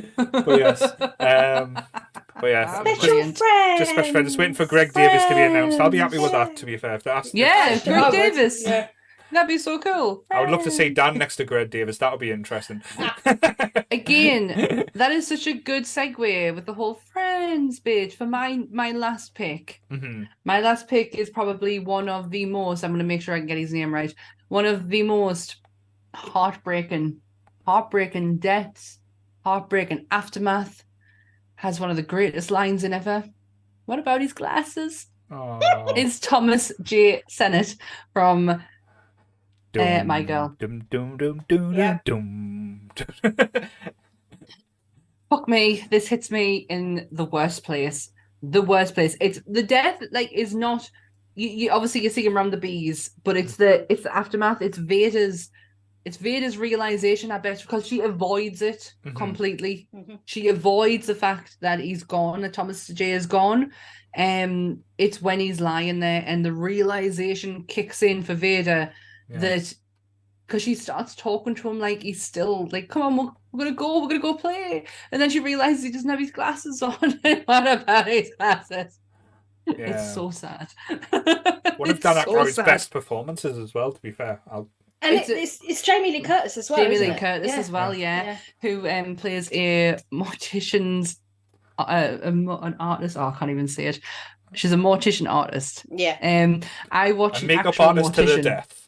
Yes, I watched an actual mortician watch this whole thing, and she loves the movie and she didn't shit on it at all, but she could not stop laughing at the embalming scene when Vader walks in and there's two people embalming a person and neither one of them have gloves on.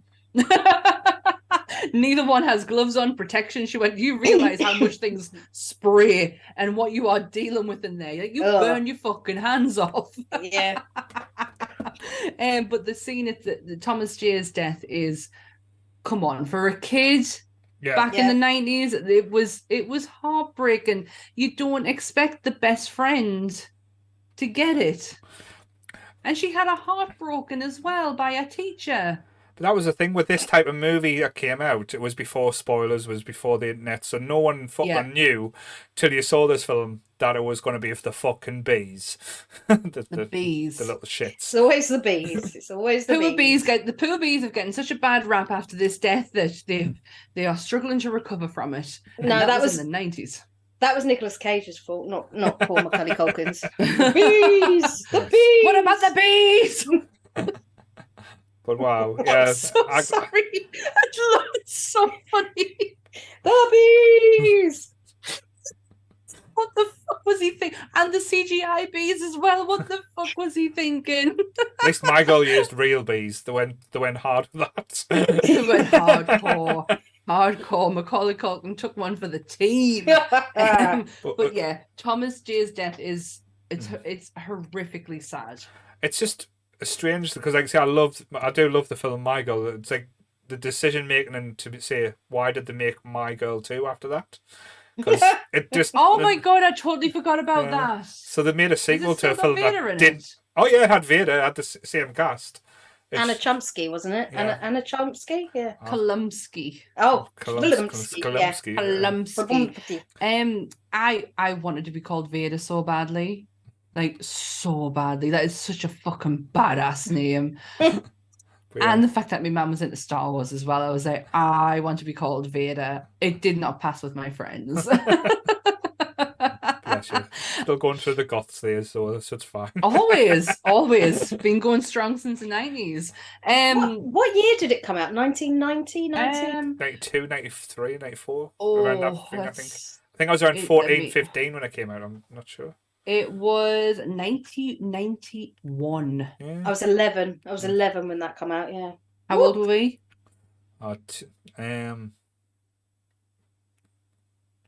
Try doing maths. 1982. So, yeah. So, about 10, 11, 10, 9 or 10. Yeah. Around about that year. Well, if you were 10, I was 9. Yeah. And I was old, 11. Woo! Yeah. It's sad. It's like heartbreaking. It's like, for some kids, it's their first glimpse of death, of grief.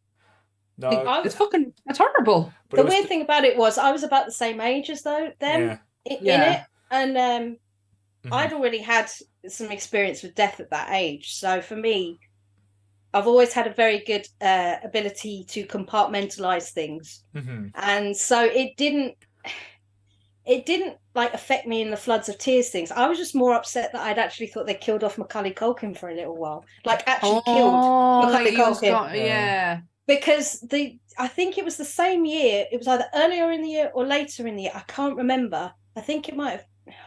I want to say Home Alone was the year before. Mm-hmm. It was 1990.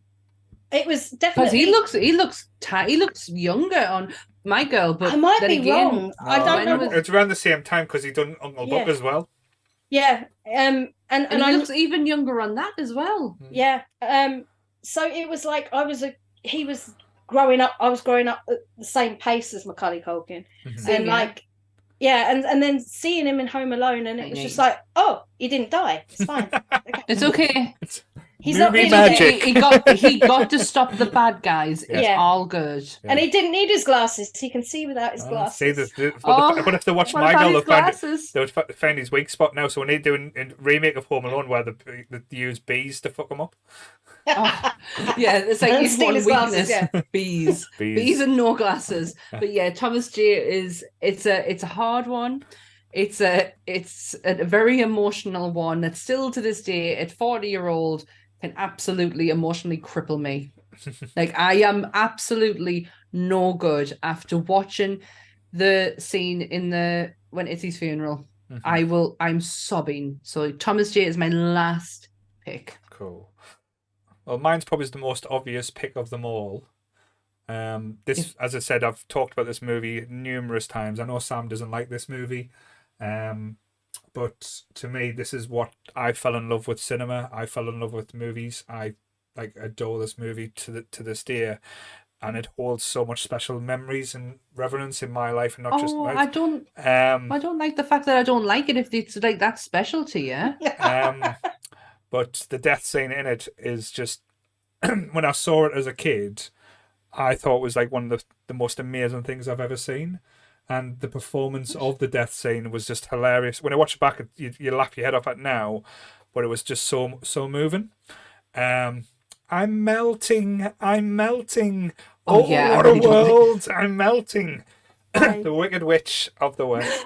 I could have put money on you picking a Wizard of Oz option tonight. I really don't like this film. I'm really sorry that I know how special it is to you, but what a choice! Good choice. Yes, but saying it I think having the audacity to kill a witch by doing something simple, by throwing a bucket of water over by accident, and the melting scene as a kid was just scary as fuck.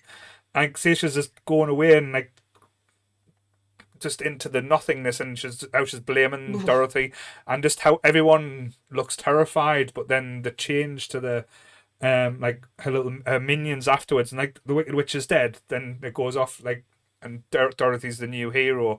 But seeing that for the first time, watching that with I get goosebumps watching it with me dad and my grandmother and stuff like this.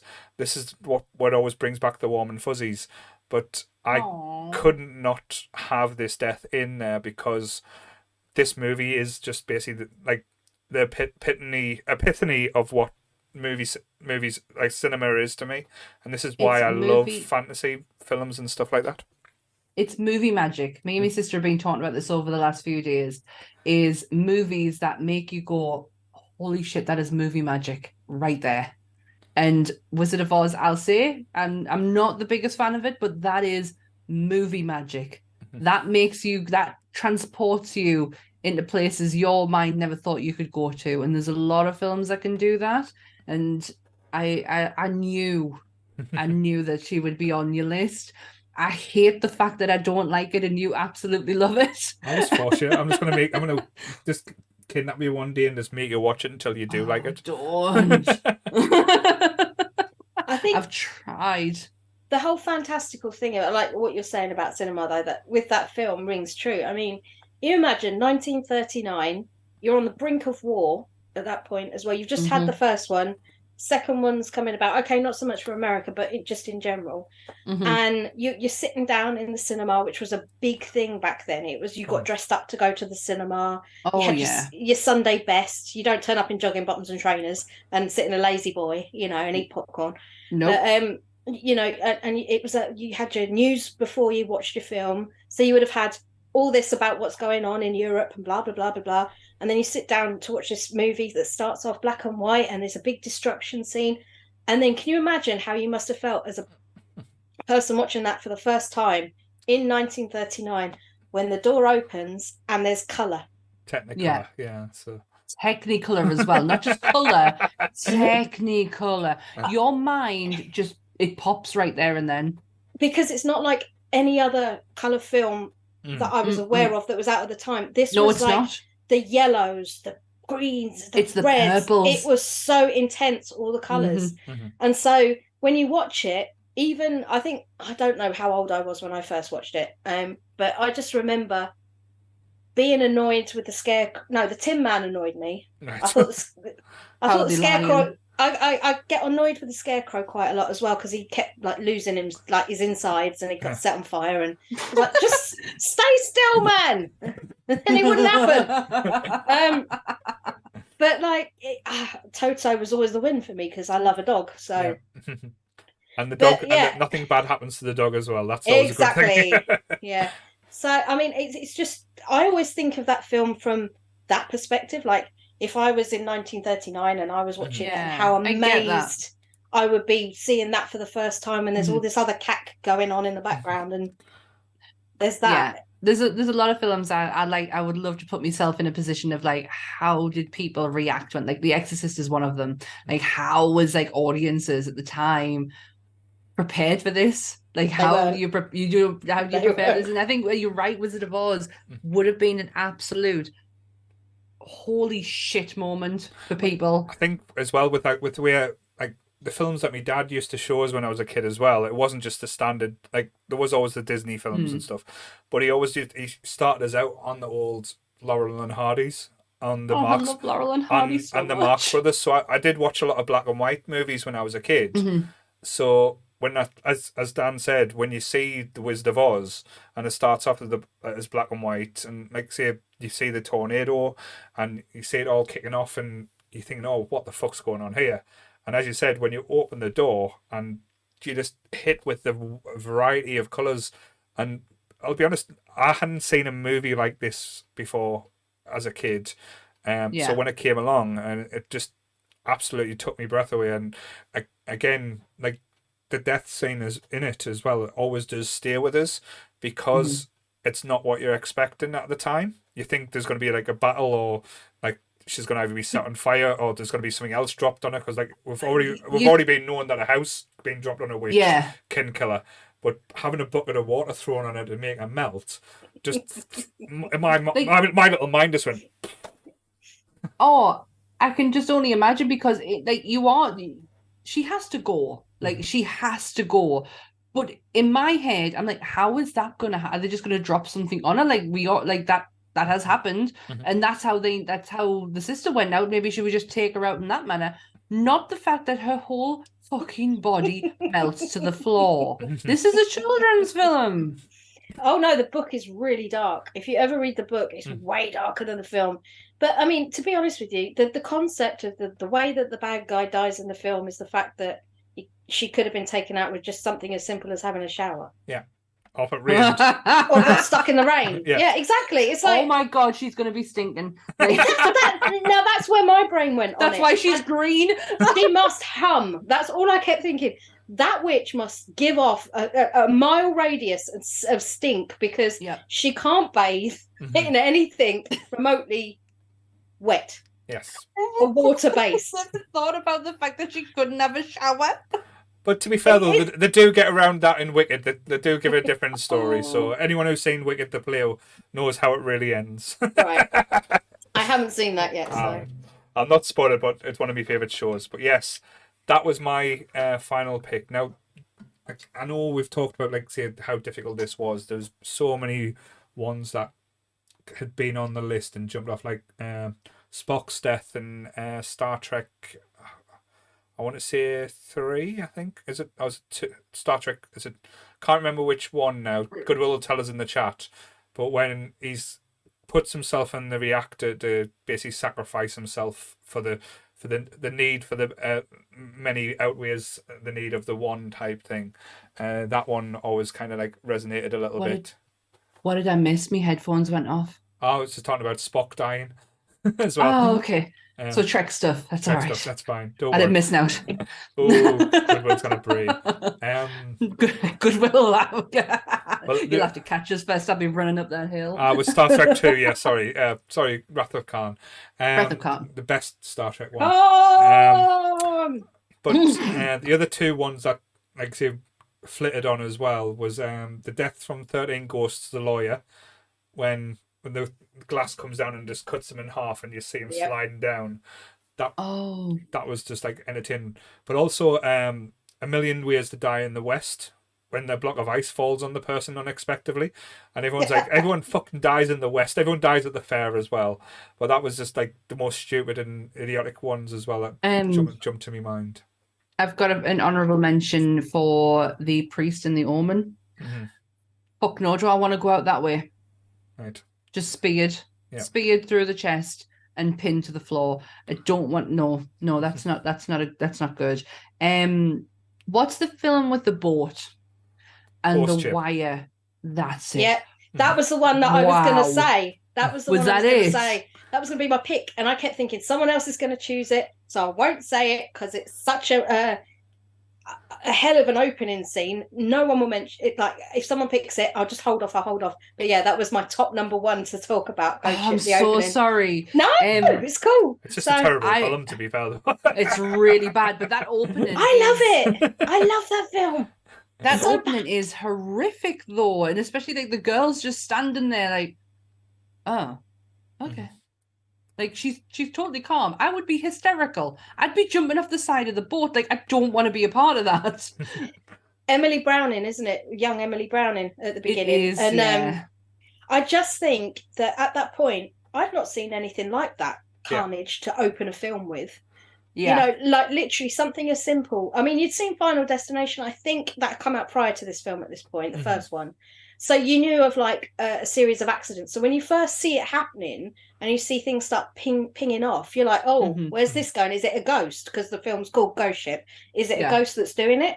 And then you come to realise the rest of the plot anyway. But just one tiny thin wire, decapitating, cutting people in half, literally cutting them through their faces, and then just watching the slow aftermath of everything just dripping and falling off. And then the sea of appendages and torsos and heads and people trying to still stick their legs back on again. And like, that is like one part of like horror that does not freak me out is when people get sliced and it takes a long time for it to slide off. I am actually quite satisfied with that. I think one of the films I most hate in the goddamn world, The Cube. I fucking hate that film. I can't believe I actually boring. Oh, it's so bad, and I actually persevered with it. I'm sure there's a death in there where that happens, and it's like lasers, and it's like cubes of. Oh, it's so satisfying. Yeah. I like it. The other ones I was like toying with mentioning, but to be honest, you could just do a whole episode talking about the deaths on these ones, as Dan said, the Final Destination movies, just because each movie was kind of like one-upping each other, and each one is just out there outlandishly. It's hard to name one just from them movies.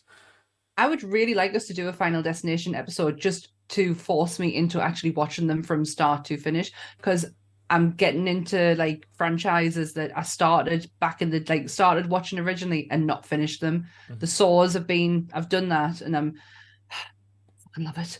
And I want to do the same with Final Destination. I feel like that'll have the same effect on us. Yes. So that'd be interesting. I would like that. It's cool. So any more honorable mentions there, Dan?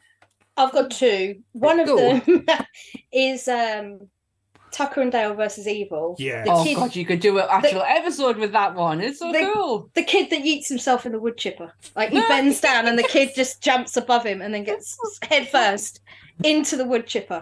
Every death was a complete accident. And it was just like... It was like a series of unfortunate events that made them look like the killer rednecks. And it's one of the most underrated movies that anybody... 100% agree with you. Please don't do a second one. Leave it. It's a masterpiece. Leave it alone. My second honourable mention is Bill Murray in Zombieland. Right. Because he pretends to be a zombie. He comes in, he's scared. I hate Jesse Eisenberg. But he comes in and it should have been him. It should have been. Bloody should have been. He comes in and he's like, he's trying to pretend he's all zombie-ish, and he's already told Woody Harrelson and Emma Stone that he's not. And he comes in, they're watching Ghostbusters, I think, and he starts going, ooh, and then he shoots him with a fucking shotgun, and I'm like, you just killed Bill Murray.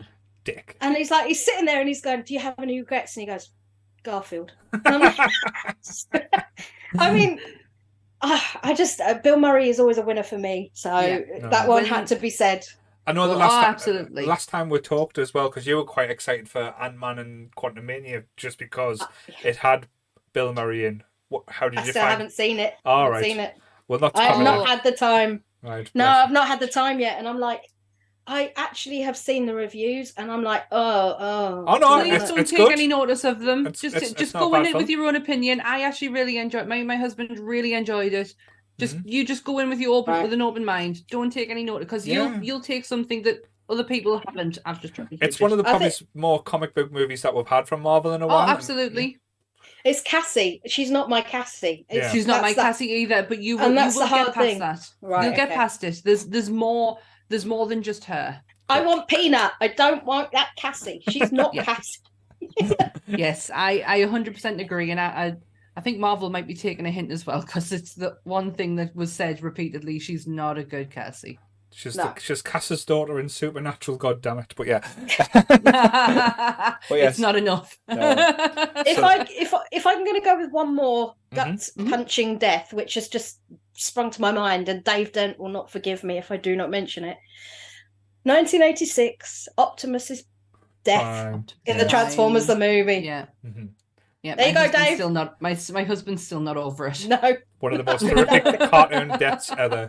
We actually had this argument because when we done the live event at SunnyCon, where we done a panel, we done 80s versus 90s movies, and Jake and Charlotte attempted to one up me because I was fighting on the 80s part. That they were saying nothing has been more sadder than Ash's death in Pokemon. And this has been been an anime festival though. This is where so it had all the anime nerds. Everyone was geeking out, saying yeah, and Sam just pointed over and said, "Say Optimus Prime." So so we mentioned Optimus Prime, and the room just went quiet because everyone fucking agreed. They knew. I wasn't allowed to partake in that debate because I've not seen movies. Yes. I couldn't sit there and go, I've not seen that one repeatedly over and over again. That'd have been embarrassing. You made a good choice. So we are doing SunnyCon again. We are. We're going to do top 3 cartoons because we're only on for and an I'm hour. involved in this one. Yeah, so we're doing another panel at SunnyCon. But yes, so that is our top 5 movie deaths. So I have so fucking enjoyed tonight. Let's talk about death more often. Let's just get together and do it. Well, like I say, I'm just trying to think, because next week I think we're talking about SunnyCon. We'll have got Donna and Tucky coming on Friday to tell us all about the history of SunnyCon, and so that's going to be quite interesting. The lovely Donna's going to return. Then, unfortunately, we won't be live next Sunday, because it is my wedding anniversary. That's right. That's right. But we are going to be live on... Congratulations. Yes. And celebration. It is the 6th year. I remembered that. So that I'm not in the bad books yet. I have to buy a present tomorrow as well. So that's... don't worry, she doesn't listen to this. Also, so we're going to... we're going to do it on the 3rd, which is the Monday. And it's going to be the Red Dwarf episode. So we are going to be talking about Red Dwarf and the boys from the Dwarf. Sam looks confused there. I'm just trying to think. Monday. It's the 3rd of April. I understand that. Is it a bank holiday? I can't keep up with the following week. The following week. That's when we're at Nerdfest. Oh, okay. I got you. Okay. Yes. Wow. Right. Yes. Excited because Red Dwarf. Yay, let's go. And then on the 9th of April, I believe, if Dan's not busy, we are going to try and get her to come back because that's the Universal Horror Monsters episode. Oh, yes. So she's thinking, am I free? I think, no, I know I am. I know I'm okay. So is that the Sunday night? That's a Sunday the 9th, yeah, that's correct. Yes, yeah. I should be. Well, we should have quite a few people involved in that one as well, so that's going to be quite interesting.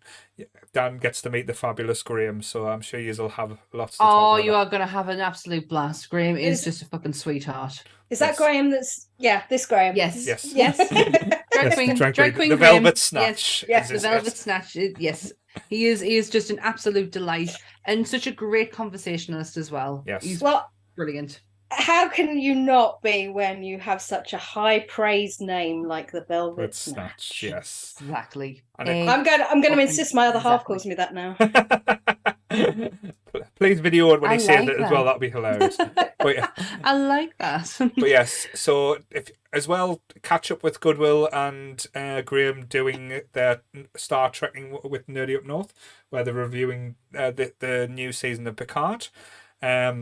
Apparently, like I say, the Americans like it. I don't know. Well done. And Sam are doing the Game of Thrones stuff on Patreon as well. Yeah, we didn't do an episode this week for anyone who is sub to Patreon. And if you're not sub to Patreon, come and sub to Patreon. Come and see this exclusive content before it comes to YouTube. Lee likes it. Like, that's got to be something. Like, come and join Lee. To be fair, though, Lee watches everything, so it's not really... Lee is a sweetheart. If I am just doing it for Lee, I'm totally fine with that. Yes. but yeah, we didn't record this week because I've had a bit of a busy week with my sister's wedding. We are back next week, and it's going to be fucking epic. We actually think this is going to be led into a two-parter because we're talking about Aegon and the Conquest. It's going to get, we're going to get into it. So please come and join us on Patreon, £2 a month, to subscribe and get exclusive content before anybody else. And also, like I say, as everyone's keep mentioning, we are going to be hosting the cosplay competition at Nerdfest on the Easter Monday. I'm not involved with the judging because I don't know what I'm talking about. Because you're not. And I am. Yes. And apparently I have better credentials than you. And to be fair, that's what Ant said. He was like, "What are your fucking credentials?" I went, "I'm mint." That's all. I have eyes. That's my credentials. Yes, and like I say, we're going to be doing things throughout the day on Nerdfest where you can win different prizes. So it's going to be try and keep it entertaining as well. But thank you again, Dan. What have you got to plug? Because I know you're a busy lady, so tell us what you're up to. Next weekend we are at Liverpool. We're doing the big Liverpool convention that's got everybody in the kitchen sink at Twilight. It's got Lost Boys. It's got Stranger Things people as well. There's so many at this one. It's such a weird block of people.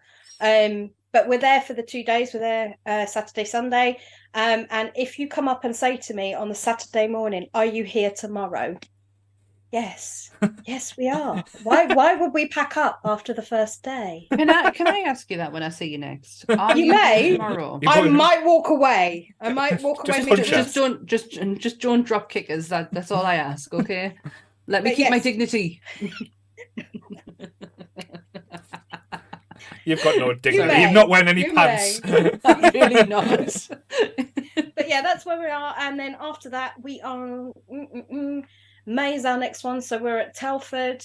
Then we are doing our HorrorCon in Sheffield, which we actually sponsor. Mm-hmm. So if I'm going to do a quick plug, if you go to Empire Magazine and you buy a copy of Empire Magazine, you'll see at the very back there is a massive advert that we have in there with our name splashed all over it. If you cut out that advert, bring it with you to HorrorCon in Sheffield, you'll get 10% off anything on our stall. Mm-hmm. So, but it has to be the physical copy from the magazine, not a screenshot. When is HorrorCon again? It is the 20th and 21st of May. Yeah, there's and they've got Kane. Yeah, they've got a few good names. Kane Hodder, Doug Bradley, Kane Hodder. Yes. They've got all the Cenobites. They've got Jonathan Breck. I think that's it. I can't remember the rest off the top of my head. There are some good names. I might have to pass this year, but I really do want to go at some point. It's a convention that's been on my radar. Yeah, it's a strange one, but it's a good one because it's quite small, and it's more for the older sort of more connoisseur-y, because they've had people like Dario Argento, and they've had like, oh my god, Dee Wallace has been there. We've had like it's been amazing, but we had Corey Feldman a couple of years back as well. But this year is the big, like, one of the bigger ones, and we're sponsoring it, so we're one of the main sponsors. Excellent. So yes. And just to let everyone know as well, like I said, Dan does run her own page, the Bleading Marvelous, and her own website. If you look in the comments below, I'll do the goodwill thing. If you look in the comments below, I have put in the description Dan's links as well. So if you can click on it and like see all the stuff that Dan does.